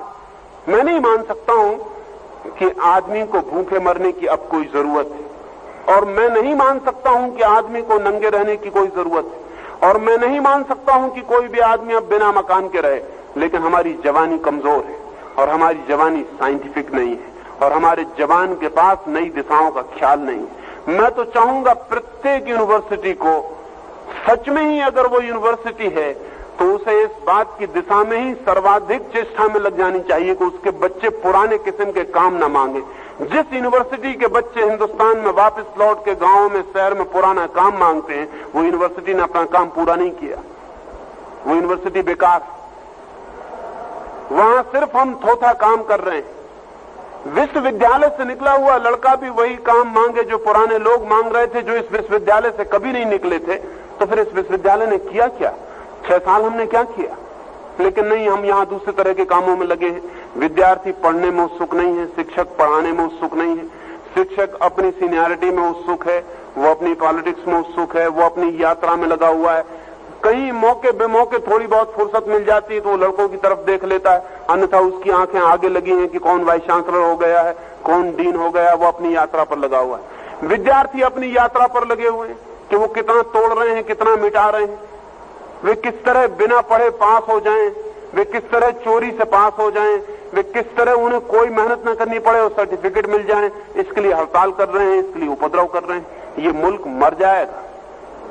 अगर यही हाल है तो ये मुल्क बच नहीं सकता, क्योंकि ध्यान रहे, मुल्क के बचने की सारी संभावनाएं उसकी इंटेलिजेंसिया पर निर्भर होती हैं। इस मुल्क को हिंदुस्तान के ग्रामीण से कोई आशा नहीं है, हालांकि ग्रामीण ही पेट भर रहा है। इस मुल्क को हिंदुस्तान के अशिक्षित से कोई आशा बांधनी उचित नहीं है, क्योंकि वो बेचारा बहुत पुरानी दुनिया में जिया है, नई दुनिया की खोज उसे मुश्किल है। लेकिन हमारे बच्चे तो सारी नई दुनिया में जी रहे हैं। वो क्या नया कर रहे हैं? वो कुछ नया करते हैं थोड़ा बहुत, वो कमीज का ढंग बदल लेते हैं, वो पतलून की थोड़ी सी चौड़ाई कम कर लेते हैं, वो जूते पे ज्यादा पॉलिश करने लगते हैं। इन सब बातों से जवान आदमी का कोई भी पता नहीं चलता। इन सब बातों से कोई पता नहीं चलता कि आप जिंदगी को नया करने की कोशिश में लगे। ना तो नए कपड़े बदल लेने से, न जूते की रौनक बदल लेने से, न थोड़ा पॉलिश ढंग से बोलना सीख लेने से कोई आदमी जवान होता है। जवानी का एक लक्षण है कि जहां पुरानी पीढ़ी ने छोड़ा था दुनिया को, हम उसे आगे ले जाएं। जहां पुरानी समस्याएं थी वे वहीं न रह जाएं, हम उन्हें से हल करें। लेकिन हम समस्याओं को हल करने में उत्सुक नहीं है। पूरे मुल्क का जवान ये कहता है हमारी समस्याएं हल करो। कौन हल करे? कौन जिम्मेवार है? सारे हिंदुस्तान के लड़के ये कहते हैं हमारी समस्याएं हल करो, जैसे कि पुरानी पीढ़ी का कोई जुम्मा है सारी समस्याएं हल करने का। पुरानी पीढ़ी आपकी समस्याएं हल नहीं करेगी, नहीं कर सकती है। अगर बोले और आश्वासन दे तो झूठे आश्वासन है। आपकी समस्याएं आपको हल करनी पड़ेंगी, जिम्मेवारी आपकी है। ये शिकायत किसी और से नहीं हो सकती। अगर नहीं हल कर पाएंगे तो हम भूखे मरेंगे, परेशान होंगे, दुखी होंगे, और अगर हल करेंगे तो हम सुखी हो सकेंगे, हम मुल्क को समृद्ध कर सकेंगे, संपन्न कर सकेंगे, शक्ति दे सकेंगे। सारी दुनिया संपन्न होती जा रही है, हम क्यों गरीब होते चले जा रहे हैं? आज अमेरिका या स्वीडन या स्विट्जरलैंड या नॉर्वे में सवाल यह है कि उनके पास इतनी संपत्ति है, उसका वो क्या करें? और हमारे सामने सवाल ये है कि हमारे पास इतने आदमी हैं, इनके लिए हम कहां से संपत्ति दें? आखिर उनके पास भी हमारे जैसे ही मन है, बुद्धियां हैं। हमारे पास कोई कम बुद्धि नहीं है किसी से, लेकिन ऐसा मालूम पड़ता है हमारी बुद्धि लड़ने झगड़ने में व्यय हो जाती। हमारी सारी बुद्धि लड़ने झगड़ने में व्यय हो जाती। हम इतने लोग यहां बैठे हुए हैं, अगर हम सब आपस में लड़ने लगे तो इस हाल की सारी ताकत नष्ट हो जाएगी। लेकिन अगर हम सारे संयुक्त होकर किसी सृजन में लग जाएं तो हम शायद कुछ बना पाएंगे। और जिन चीजों के लिए हम लड़ रहे थे वो सहयोग से निर्मित हो सकती हैं, और जिन चीजों के लिए हम लड़ रहे थे अगर लड़ते ही रहे तो वे कभी भी निर्मित न होंगी। जो निर्मित है वो भी टूट जाएगा। इस समय हिंदुस्तान को सहयोग की एक फिलसफी चाहिए, एक कोऑपरेशन की फिलसफी चाहिए। लेकिन हिंदुस्तान में जितनी फिलसफीज आज प्रचलित हैं, चाहे कम्युनिज्म, चाहे सोशलिज्म, और चाहे जनसंघ, और चाहे कांग्रेस, और चाहे कोई भी, वे सभी कॉन्फ्लिक्ट की फिलसफीज हैं। वे सब ये सिखा रही हैं कि लड़ो, वे सब ये सिखा रही हैं कि दूसरा जिम्मेवार है। हिंदुस्तान में आज कोई भी इतनी कहने की हिम्मत नहीं जुटाता कि तुम जिम्मेवार हो, दूसरा जिम्मेवार नहीं है। और कोई भी ये कहने की हिम्मत नहीं जुटाता कि लड़ने से कुछ हल न होगा। इस समय जरूरत है कि हिंदुस्तान की सारी शक्तियां पूल्ड हो जाएं। हिंदुस्तान की सारी शक्तियां इकट्ठे होकर अगर श्रम करें तो कोई कारण नहीं कि 20 साल में इस मुल्क में भी समृद्धि का सूरज निकल सके, और कोई कारण नहीं कि हम भी आदमी की जैसी जिंदगी बसर करने योग्य हो सके, और कोई कारण नहीं कि हम जानवर की तरह भूखे और प्यासे और नंगे और जमीन पर भिखारी की तरह हाथ फैलाए हुए फिरते रहें। हमारे देश के नेता सारी दुनिया में भीख मांगने के सिवाय और कुछ भी नहीं कर रहे हैं। वो भीख मांग के इस मुल्क को कब तक बचा सकते हैं? और हमें जो थोड़ी सी रौनक दिखाई पड़ती है, ख्याल रखना वो रौनक हमारी नहीं है, वो अमेरिकन गेहूं की, वो ज्यादा देर नहीं चलने वाली। आज अमेरिका में 4 किसान जितना काम कर रहे हैं उनमें से 1 किसान की मेहनत हिंदुस्तान को मिल रही, लेकिन अमेरिका के इकोनॉमिस्ट परेशान हो गए। अभी वहां के बहुत विचारशील लोगों ने यह कहना शुरू कर दिया कि अब हिंदुस्तान को और सहायता देनी गलत, क्योंकि ये सहायता हम कब तक देंगे? और जिस दिन ये सहायता बंद होगी उस दिन हिंदुस्तान में इतना भयंकर अकाल पड़ेगा कि सब जिम्मेदारी हम पे आएगी कि इन्होंने सहायता देनी बंद कर दी, इसलिए यही जिम्मेवार।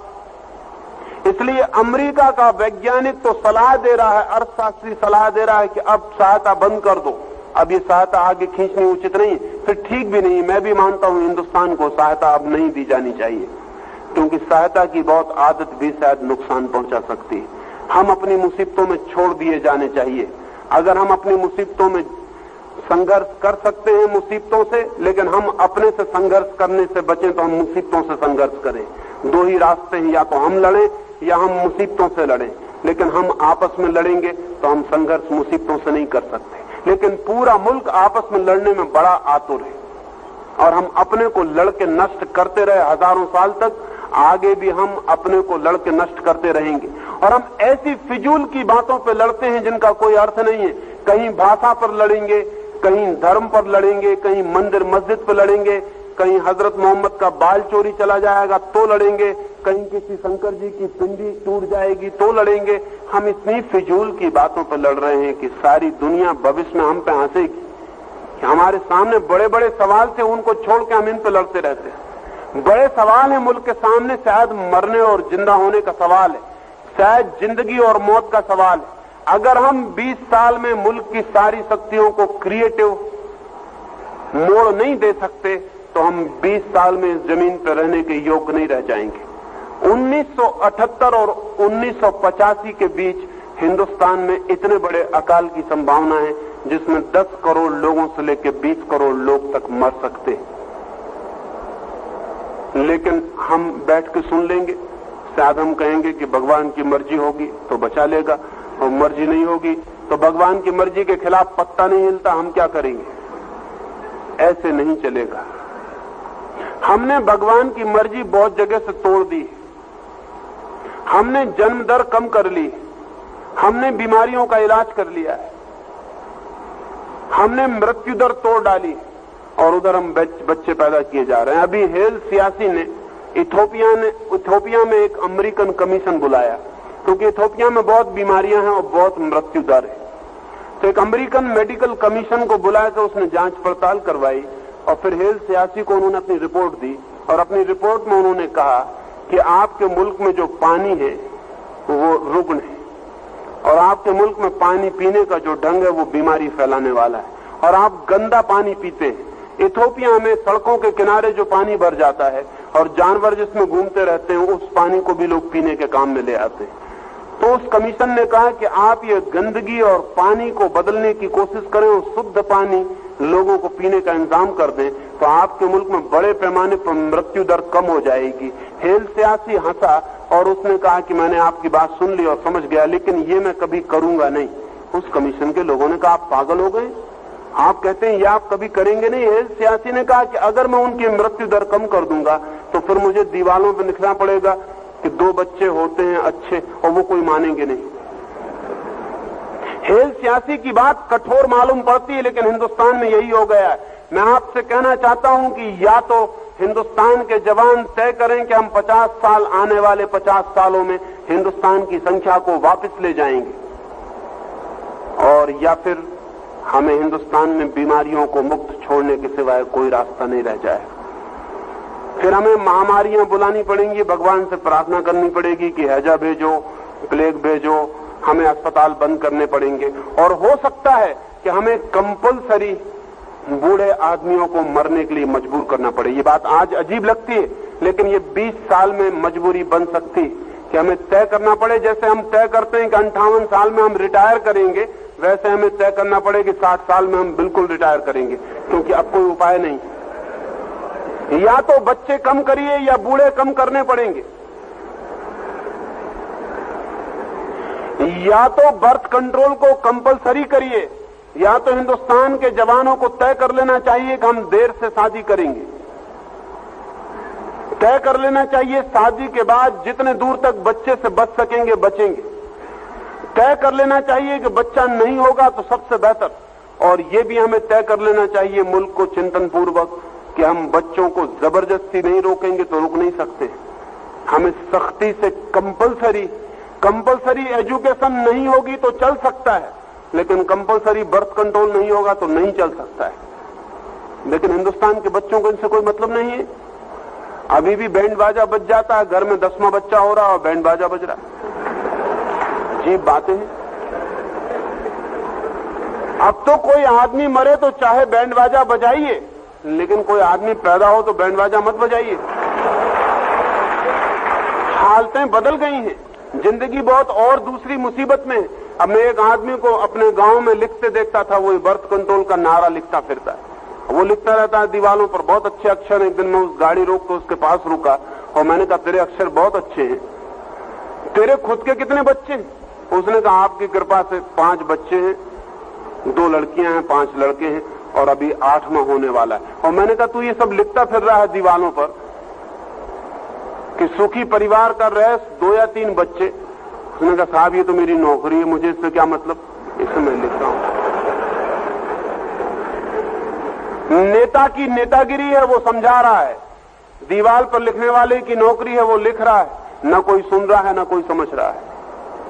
मुल्क रोज बड़ा होता जा रहा है, समस्याएं रोज बड़ी होती जाएंगी, और हम सिर्फ नारेबाजी करेंगे, हड़तालें करेंगे, घेराव करेंगे।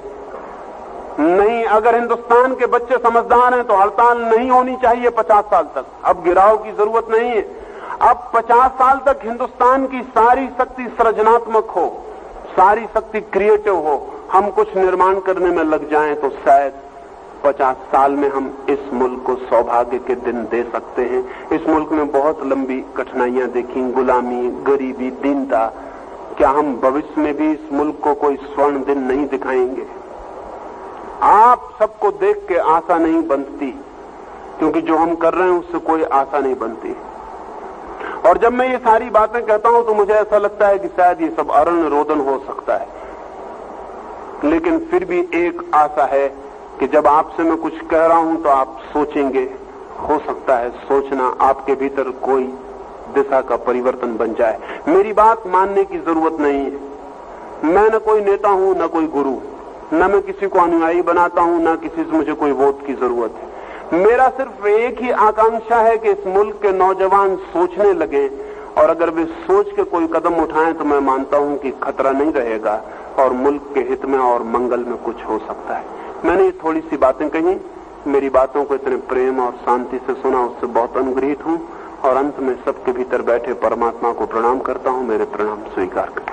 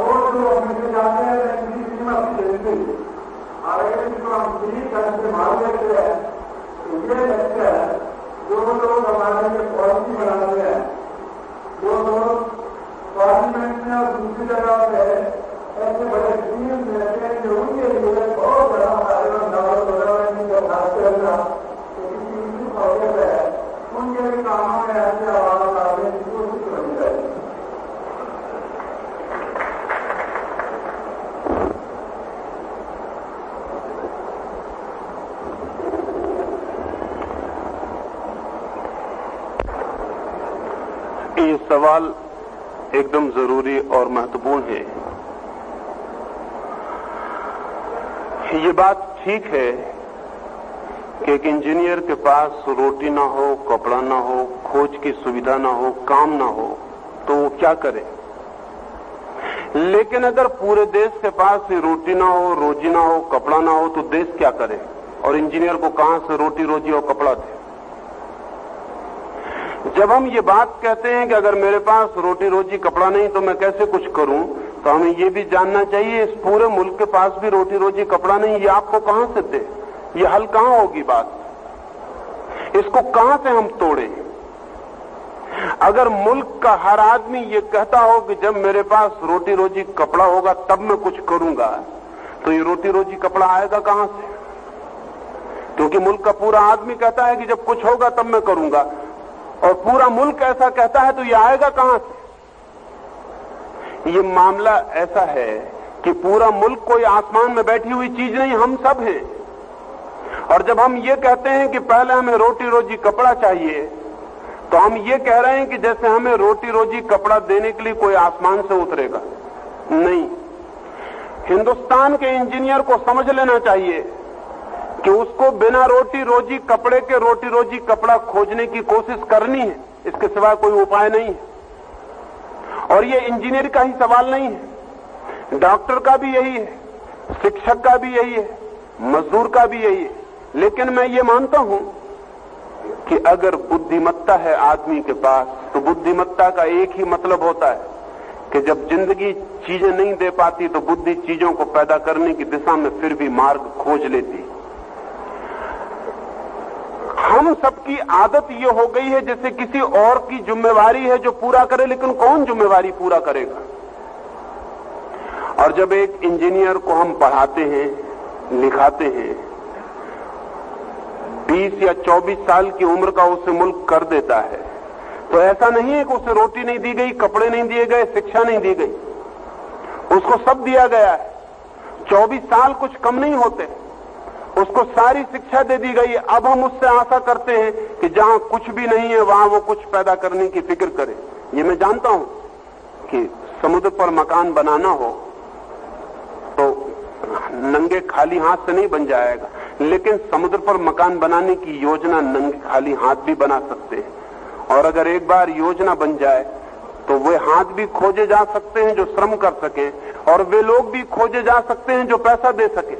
जिस आदमी ने पहली दफे मोटर की डिजाइन बनाई उसके पास एक पैसा नहीं था और खाने को रोटी भी नहीं थी, और वो जिन लोगों के पास मोटर की डिजाइन लेके गया उन सबने कहा तुम पागल हो, क्योंकि मोटर उसके पहले दुनिया में कभी थी नहीं, कार कभी थी नहीं। जब उसने लोगों से कहा कि बिना घोड़े के और बिना बैल के ये गाड़ी चलेगी, तो उन्होंने कहा तुम्हारा दिमाग खराब हो गया है। लेकिन वो आदमी घूमता रहा नंगा, भूखा और प्यासा। आखिर उसे एक आदमी मिल गया जिसने तैयार हो गया। उसने कहा कि प्रयोग कर लेने में कोई हर्ज नहीं, तुम आदमी बुद्धिमान मालूम पड़ते हो, हालांकि काल्पनिक हो। सभी बुद्धिमान आदमी काल्पनिक होते हैं, लेकिन दुनिया से कल्पना में ही सृजन होता है। एक आदमी मिल गया जिसने पैसा लगाया। जिसने पैसा लगाया उसके घर के लोगों ने भी कहा कि तुम पागल तो नहीं हो। कहीं दुनिया में कभी कोई गाड़ी चली है जिसमें हाथी, घोड़ा, बैल कोई भी ना जुता हो? उसने कहा अब तक तो नहीं चली, लेकिन दुनिया में बहुत सी चीजें कल हो सकती हैं जो कल तक नहीं हुई हैं। पैसे वाला भी मिल जाता है, हाथ से मजदूरी करने वाला भी मिल जाता है। एक बार हमारे सोचने का ढंग और अप्रोच बदलनी चाहिए। हम निरंतर ये सोचते हैं कि कोई हमें पहले दे। फिर मैं आपसे ये पूछता हूं कि अगर ये सच है कि इंजीनियर को काम मिल जाए तो वो बहुत कुछ करेगा, जिनको काम मिल गया है वो क्या कर रहे हैं? जिनको नौकरी मिल गई है वो क्या कर रहे हैं? ऐसा तो नहीं है कि सभी इंजीनियर नौकरी के बाहर हैं। लाखों इंजीनियर नौकरी के भीतर हैं, वो क्या कर रहे हैं? लाखों डॉक्टर नौकरी के भीतर हैं, वो क्या कर रहे हैं? बाहर जो खड़ा है वो कहता है कि मुझे भीतर ले लो फिर मैं कुछ करूंगा, लेकिन भीतर जो है वो कोई सबूत नहीं देते करने का। नहीं, हमारी अप्रोच गलत है, हमारे सोचने का ढंग गलत है। और फिर सवाल यह है कि काम नहीं है मुल्क के पास, तो मुल्क आसमान से काम पैदा नहीं कर सकता। ये हमें समझ लेना चाहिए कि जितने लोग हैं हमारे पास उतना काम नहीं है हमारे पास। और ये भी हमें समझ लेना चाहिए कि जितने लोगों को हमने शिक्षित कर दिया है उतने लोगों को हम काम नहीं दे सकते। ये है नहीं। इसलिए इसमें जो बहुत हिम्मतवर हो उन्हें काम लेने से इंकार कर देना चाहिए। उन्हें चाहिए कि वो हिम्मत का प्रयोग करें और नंगे हाथों दिशाएं खोजे। ये तो कमजोरों के लिए दफ्तर छोड़ देना चाहिए। एम्प्लॉयमेंट जो है वो हिंदुस्तान में बुद्धिहीनों के लिए छोड़ देना चाहिए, बुद्धिमानों के एम्प्लॉयमेंट के बाहर हो जाना चाहिए। जो एम्प्लॉयमेंट के बिना कुछ नहीं कर सकते और उनके लिए एम्प्लॉयमेंट छोड़ देना चाहिए। जिनकी थोड़ी भी हिम्मत है और जिनमें थोड़ी भी ताकत है उन लोगों को एम्प्लॉयमेंट का मोह छोड़ के बाहर हो जाना चाहिए। और मैं मानता हूं कि अगर मुल्क में ये ध्यान रहे कि सारा मुल्क दुनिया में नई चीजें नहीं खोज लेता, थोड़े से लोग खोजते हैं। आज ये बिजली आपको हवा दे रही, रोशनी दे रही, ये कोई सारी दुनिया की खोज नहीं। मासेस ने दुनिया में कुछ नहीं खोजा है, लेकिन एक आदमी बिजली खोज लेता, सारी दुनिया के काम आ जाती। लेकिन जो आदमी बिजली खोज लेता है वो अगर पहले से ही मान के चलता हो कि उसे ये शर्तें पूरी होंगी तब वो खोज पाएगा, तो शायद दुनिया में कभी खोज ना हो। ये बड़े मजे की बात है कि दुनिया में आम तौर से अब तक जितनी खोजें की हैं ये उन लोगों ने की हैं जो खोजों की दुनिया के बिल्कुल बाहर थे। दुनिया के 70% वैज्ञानिक नॉन प्रोफेशनल थे। जो आदमी केमिस्ट्री का प्रोफेसर है वो केमिस्ट्री में कभी खोज नहीं करता देखा जाता। कोई और आदमी जो केमिस्ट्री की दुनिया से संबंधित नहीं केमिस्ट्री की खोज करता है। जो आदमी फिजिक्स का प्रोफेसर है वो फिजिक्स में खोज नहीं करता। जितनी नोबेल प्राइज है वो आम तौर से उस विषय के प्रोफेशनल प्रोफेसर्स को नहीं मिलती, वो किन्हीं और को मिलती। इसका कारण क्या है? अगर एम्प्लॉयमेंट से कुछ काम बन जाता हो तब तो बात और होती है। नहीं, ऐसा नहीं है। और आम तौर से यूनिवर्सिटीज जो है वो मोस्ट ऑर्थोडॉक्स जगह होती हैं, जहां कि हमें सोचना चाहिए ज्ञान की नई खोज होगी, वहां कुछ नहीं होता। ज्ञान की सारी नई खोजें यूनिवर्सिटी के बाहर होती और अक्सर यूनिवर्सिटीज इंकार करती हैं खोजों को स्वीकार करने से। दुनिया में बहुत सी खोजें हैं जो 30-30, 40-40 साल रुक के पड़ी रही क्योंकि बुद्धिमान वर्गों ने उनको स्वीकार नहीं किया। उनको किन्हीं ऐसे लोगों ने खोजा जिनके पास कोई पदवी नहीं थी, कोई उपाधि नहीं थी। जिंदगी में जो खोज है वो एक दिशा और एक अप्रोच और एक ढंग की बात है। शर्त से कोई खोज नहीं होती। शर्त सदा न खोजने वाले की होती है। खोज सदा बेशर्त और अनकंडीशनल है। जिन लोगों को खोजना है उन्हें अनकंडीशनली खोजने में लगना चाहिए। और बड़े हैरानी की बात है ये कि अक्सर दुनिया में बहुत बड़ी खोजें भूखे लोगों ने की हैं और जैसे ही उनके पेट भर दिए जाते हैं करीब करीब उनकी खोजें भी मर जाती हैं। क्योंकि जैसे ही वो आराम में हो जाते हैं वैसे ही खोज की दिशा भी खो जाती है। मैं नहीं मानता हूं कि हिंदुस्तान को खोज में कोई कमी है, क्योंकि हिंदुस्तान बहुत भूखा है। अगर इतनी भूख और इतनी परेशानी भी खोज की प्रेरणा नहीं बनती है तो मैं नहीं मानता हूं कि अमेरिका जैसे हम संपन्न हो जाएं तो हम कुछ भी खोज करेंगे। जब घर में आग लगी हो तब भी कोई बाहर निकलने को तैयार नहीं है, तो जब घर में आग नहीं लगी होगी तब आप घर के भीतर सोए होंगे, इसकी आशा की जा सकती है बाहर आप कभी भी नहीं निकलेंगे। इतनी परेशानियों के दबाव में भी हिंदुस्तान के युवक के मन में नई दिशा का ख्याल नहीं है, लेकिन ये ख्याल आ सकता है। मैं ठीक ऐसी ही बात एक कॉलेज में बोल रहा था। साल भर बाद दोबारा उस कॉलेज में गया तो एक युवक ने मुझे लाके एक साइकिल के चक्के का नक्शा बताया। उसने कहा पिछली बार आप बोले थे, तो मेरे मन में आया कि मैं कुछ खोजूं। मेरे पास कुछ भी नहीं, लेकिन एक टूटी फूटी साइकिल तो है ही मेरे पास, जिस पर मैं कॉलेज आता हूं। तो मैंने कहा कि मैं साइकिल के संबंध में कुछ खोज करूं, इसमें तो कोई बहुत बड़ा काम नहीं, इस पर रोज सवार भी होता हूं, इसको ठोक पीट कर रोज ठीक भी करता हूं, पुरानी टूटी फूटी साइकिल है, इसमें क्या मैं क्या कर सकता हूं। आपने मुझे ख्याल दिया तो मैं अपनी साइकिल के बाबत सोचने लगा, और मुझे एक ख्याल आया कि आदमी साइकिल पर बैठता है तो उसका वजन पड़ता है, इसके वजन का उपयोग साइकिल के चलाने में किया जा सकता है या नहीं किया जा सकता है। वो उस खोज के पीछे पड़ गया। अब जब मैं दोबारा गया तो उसने मुझे चक्का लाके बताया जो कि आदमी के वजन का उपयोग करेगा साइकिल की गति में। अभी जितना मोटा आदमी हो उतना साइकिल चलाने में मुश्किल होती है, उसकी साइकिल पे जितना मोटा आदमी हो उतनी सुविधा होगी। उसने साइकिल के टायर में कई हिस्से कर दिए और साइकिल के ट्यूब को 8-10 हिस्सों में तोड़ दिया है। तो जब एक आदमी साइकिल पर सवार होता है तो नीचे का जो टुकड़ा है रबर का, हवा का जो दबाव हो वो पड़ता है उस पर। उस हवा के दबाव की वजह से दूसरी हवा उसमें प्रवेश करना चाहती और साइकिल की गति बढ़ जाती। जितना वजनी आदमी उतनी साइकिल गतिमान हो जाएगी। और साधारणतः जितनी हम साइकिल चलाते हैं उसमें आधी ताकत की जरूरत रहेगी, आधी ताकत शरीर से लग जाएगी वजन से। अब इस लड़के के पास कुछ भी नहीं है, कोई एम्प्लॉयमेंट नहीं है। मैंने उस लड़के को कहा कि तू और भी फिक्र कर, तेरे पास जो भी हो उसमें फिक्र कर। अभी वो मेरे पास एक माचिस लेके आया था, जो माचिस उसने और ढंग से बनाई है। माचिस की काड़ी हमें जलानी पड़ती है। अब ये गरीब लड़का है, लेकिन माचिस किसके घर में नहीं है, लेकिन अकल चाहिए, थोड़ी बुद्धि चाहिए, थोड़ी खोज की वृत्ति चाहिए। वो एक नई माचिस बना के लाया था जो कि बहुत कीमती है। वो माचिस ऐसी है कि उसमें काड़ी को अलग से जलाने की जरूरत नहीं, आप काड़ी को खींचिए वो जली हुई बाहर निकलती, क्योंकि काड़ी की माचिस के भीतर उसने रोगन लगा दिया है और काड़ी बीच में दबी है। माचिस खींचिए वो जली हुई बाहर निकलती है। ये माचिस वर्षा में खराब नहीं होगी क्योंकि इसका रोगन भीतर है, और इस माचिस को अलग से जलाने की जरूरत नहीं पड़ेगी, माचिस जली हुई बाहर निकलेगी। निश्चित ही इसकी माचिस को जल्दी ही कोई बड़ा ग्राहक मिल जाएगा। उस लड़के को मैंने कहा कि तू फिक्र में लगा रहा, जो तेरे घर में हो उसी का तू उपयोग कर। अभी उसने एक स्टोव बना के ले आया है, अब घर में सबके स्टोव है। ये सवाल नहीं है कि एम्प्लॉयमेंट हो, ये सवाल नहीं है कि नौकरी हो, ये सवाल है बुद्धि का, ये सवाल है प्रतिभा का। अगर आपके पास प्रतिभा है तो आप रेत से तेल निकाल सकेंगे, अगर आपके पास प्रतिभा है तो पत्थर सोना हो जाएगा, और अगर आपके पास प्रतिभा नहीं है तो सोना भी मिट्टी हो जाता है। अप्रोच बदलने के लिए कह रहा हूं मैं, ये नहीं कह रहा हूं कि आपको एम्प्लॉयमेंट ना मिले, मैं ये नहीं कह रहा हूं, मैं ये कह रहा हूं एम्प्लॉयमेंट तो मिलना ही चाहिए, लेकिन सबको मिल सकता नहीं, उसका कोई उपाय नहीं है। अप्रोच आपकी बदलनी चाहिए जिंदगी को सोचने के संबंध में। आप कपड़ा तो पहने हुए हैं, अभी जो युवक आए वो कपड़ा तो पहने हुए हैं, कपड़े के संबंध में कुछ फिक्र कर सकते हैं। खाना तो खाते हैं, खाने के संबंध में कुछ फिक्र कर सकते हैं।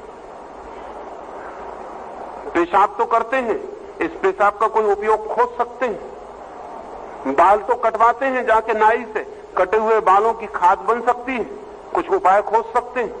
जिंदगी में आप कुछ तो कर ही रहे होंगे, वहां कुछ और क्या हो सकता है इसकी दिशा में अगर आंखें गड़ी रहें तो आदमी जरूर बहुत कुछ खोज लेता है, लेकिन आंखें गड़ी ना हो तो कुछ भी नहीं खोज पाता।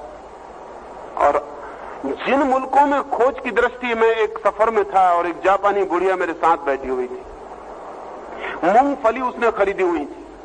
वो मूंगफली खाती जा रही थी और छुलके अपने बैग में रखती जा रही थी। मैं थोड़ी देर में हैरान हो गया, क्योंकि मूंगफली के छुलके बैग में किस लिए रख ले। शायद मैंने सोचा कि वो गंदगी नहीं करना चाहती, लेकिन वो छुलकों को इतने साफ करके बैग में रख रही थी कि मुझे शक हुआ। मैंने उससे पूछा ये छुलके किस लिए रख रही? उसने कहा कि इनको रंग के खिलौने बनाए जा सकते हैं। अब जापान में हर आदमी हर चीज का उपयोग करने की फिक्र करेगा। जापान में कचरे में बहुत कम चीजें फेंकी जाएंगी क्योंकि कचरा भी बहुत काम में आ सकता है। हिंदुस्तान की सड़कें कचरे से भरी हुई, अगर बुद्धि हो तो ये सारा कचरा सोना बन जाए। हम इतनी चीजें फेंक रहे हैं जिनका कोई हिसाब नहीं। ये सारी चीजें रूपांतरित हो सकती हैं, सवाल दृष्टि का है। लेकिन हमारी दृष्टि तो एक है कि कोई और एम्प्लॉयमेंट दे। पहले हम भगवान से मांगते थे कि भगवान दे, अब हम सरकार से मांगते हैं कि सरकार दे। भगवान तो फिर भी ताकतवर था, सरकार तो बहुत नपुंसक है, इंपोर्टेंट है, वो तो कुछ भी नहीं कर सकते। भगवान से ही मांगते रहते, वो भी ठीक था, लेकिन इस सरकार से मांगने से नहीं चलेगा। सारा मुल्क मांग रहा है कि हमें मिलना चाहिए, लेकिन देने वाला कौन? नहीं, मुल्क में कुछ जवानों को हिम्मत करनी चाहिए कि हम देंगे और अनकंडीशनल देंगे, कोई शर्त नहीं रखते। भूखे पेट होंगे तो भी खोजेंगे। अगर हम थोड़ी सी फिक्र करें तो किसी भी दिशा में अनंत दिशाएं खुलती चली जाती हैं। आदमी को जानने को बहुत कुछ शेष है और आदमी को खोजने को बहुत कुछ शेष है, और आदमी हर रद्दी चीज को भी क्रियात्मक सक्रिय रूप से महत्वपूर्ण बना सकता है, लेकिन हमें ख्याल में आ जाए तब, अन्यथा नहीं। सिर्फ आपकी दिशा बदले इसलिए मैंने ये बात कही है, आप इस दिशा में सोचें इसलिए ये बात कही है।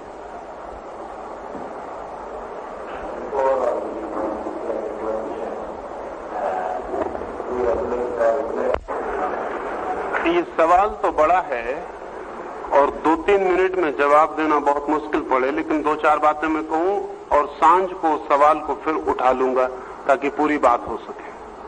पहली तो बात यह है कि अगर युवक ज्यादा देर तक अविवाहित रहे तो मैं ये नहीं कहता हूं कि ज्यादा देर तक वो बिना प्रेम के भी रहे। अविवाहित रह के भी प्रेम किया जा सकता है, और मैं उन लोगों में से नहीं हूं जो ये कहूं कि वो ब्रह्मचर्य धारण करके रहें, क्योंकि वो नासमझी की बात, कभी लाख में एक आदमी उसे उपलब्ध हो सकता है।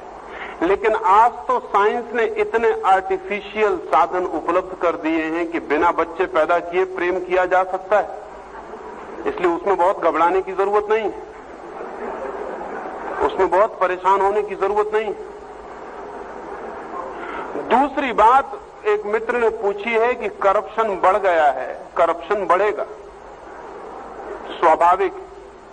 जहां लोग ज्यादा होंगे और जरूरत की चीजें कम होंगी, वहां करप्शन बढ़ेगा। इस करप्शन को मिटाने का उपाय करप्शन को मिटाना नहीं है। इस करप्शन को मिटाने का उपाय लोगों की जिंदगी में समृद्धि लाना है, और कोई रास्ता नहीं।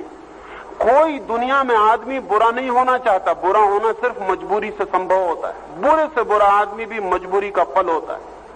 अगर लोग चोर हैं, बेईमान हैं, रुश्वतखोर हैं, तो मजबूरियां उन्हें इन सब चीजों के लिए मजबूर कर रही।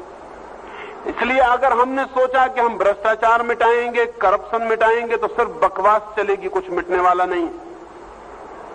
अगर हम जिंदगी की असली बात को समझ लें कि चीजें कम हैं और लोग ज्यादा हैं, इसलिए भ्रष्टाचार स्वाभाविक, तो भ्रष्टाचार को तो एक तरफ छोड़ो, चीजें बढ़ाने में लग जाओ, भ्रष्टाचार मिट जाए। और उन मित्र ने कहा है कि इतने ज्यादा महात्मा हैं, जहां भ्रष्टाचार ज्यादा होता है महात्मा ज्यादा हो जाते हैं।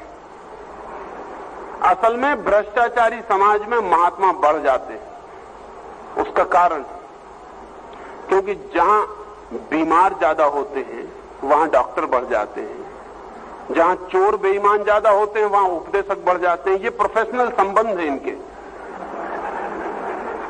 अगर गांव में बीमार ज्यादा होंगे तो डॉक्टर बढ़ जाएंगे। तो आप ये नहीं कह सकते कि गांव में इतने डॉक्टर हैं तो बीमार ज्यादा क्यों हैं। बात उल्टी है, गांव में इतने बीमार हैं इसलिए इतने डॉक्टर हैं। इतने महात्मा हैं दुनिया में, इस मुल्क में इतने महात्मा हैं तो इतना करप्शन क्यों है। मैं कहता हूं बात उल्टी है, इतना करप्शन है इसलिए इतने महात्मा हैं, इनको सुनेगा कौन। जब मुल्क में अनैतिकता बढ़ती है, इमोरलिटी बढ़ती है, तो प्रीचर्स बढ़ जाते हैं स्वभावतः, क्योंकि वो समझाने लगते हैं कि नैतिक बनो, और नैतिक बनना आसान तो नहीं है, समझाने से तो होता नहीं। इसलिए महात्मा समझाया चला जाता है, और महात्मा अच्छी बातें समझाता तो हम उसके पैर भी पड़ते हैं। हालांकि अच्छी बातों और पैर पड़ने से मुल्क नहीं बदलता। इस मुल्क को महात्माओं की बिल्कुल भी जरूरत नहीं है। इस मुल्क में महात्मा ना हो तो कुछ हर्जाना हो जाएगा। सिर्फ इतना फर्क पड़ेगा कि करप्शन के खिलाफ बोलने वाले लोग ना होंगे। करप्शन तो इतना ही रहेगा, इससे कोई फर्क नहीं पड़ेगा। बोलने से भी कोई फर्क नहीं पड़ता है। और ध्यान रहे, हमारे सब महात्मा एक अर्थ में आउट ऑफ डेट है। वो 3-4 हजार साल पुरानी व्यवस्था उनके दिमाग में है। सारी दुनिया बदल गई है। वो जो समझा रहे हैं वो 3-4 हजार साल पहले ठीक था, अब ठीक नहीं है। इसलिए हमारे महात्माओं का जवान से तो कोई संबंध नहीं रह गया। बूढ़े मरे हुए लोग उनके पास सुनते हैं। जिनका एक पैर कब्र में चला गया वो महात्माओं के पास होते हैं, या बेपढ़ी लिखी औरतें होती हैं। हिंदुस्तान के जवान का तो महात्माओं से कोई संबंध नहीं है। हिंदुस्तान के जवान को तो कुछ नई तरह की व्यवस्था और चिंतन पैदा करना पड़ेगा और नए विचारक पैदा करना पड़ेंगे। हिंदुस्तान के जवान के योग्य महात्मा हिंदुस्तान के पास नहीं है। हिंदुस्तान के जवान के लिए वैज्ञानिक ढंग से सोचने वाले महात्मा चाहिए। अब जैसे कि मैं ये बात कह रहा हूं, ये हिंदुस्तान में कोई साधु आपसे नहीं कह सकेगा, क्योंकि मैं जानता हूं कि ब्रह्मचर्य कभी 1,00,000-2 लाख में एक आदमी के लिए संभव है। और ज्यादा लोग अगर कोशिश करेंगे तो सिर्फ बीमार पड़ेंगे और व्यभिचारी हो जाएंगे और कुछ भी नहीं हो सकता। या ये हो सकता है कि मेंटल सेक्सुअलिटी शुरू हो जाए, बॉडीली बंद हो जाए और दिमाग में शुरू हो जाए, जो और खतरनाक है। तो मैं आपसे कहता हूं, शादी देर से करें, लेकिन इसका यह मतलब नहीं कि आपका सेक्स स्टार्व्ड हो। आपके सेक्स को भूखा रखने की कोई जरूरत नहीं।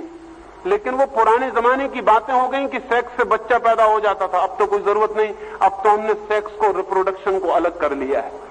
सेक्स अलग चीज है, रिप्रोडक्शन अलग चीज है। और बहुत जल्दी, अभी तो हम बिना रिप्रोडक्शन के सेक्स में संबंधित हो सकते हैं। कल बिल्कुल ऐसी स्थिति आ जाएगी कि रिप्रोडक्शन के लिए सेक्स की बिल्कुल ही जरूरत नहीं रह जाएगी। करीब करीब आ गई है।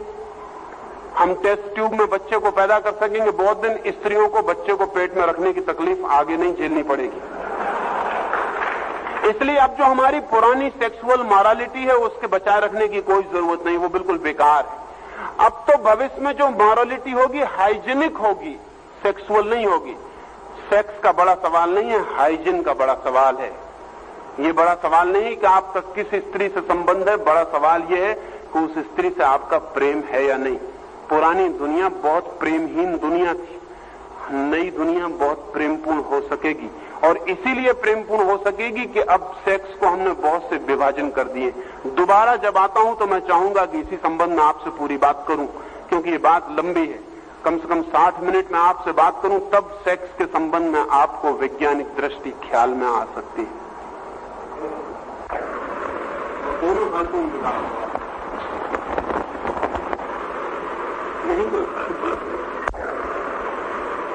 वो मुझे आगे कहे कि मैं सुना, तो मुझे तो ये हैरानी हुई कि दिल्ली में किसको बुद्धि आ गई रेडियो स्टेशन वालों को, क्या आप कर रखा, क्या हमको तो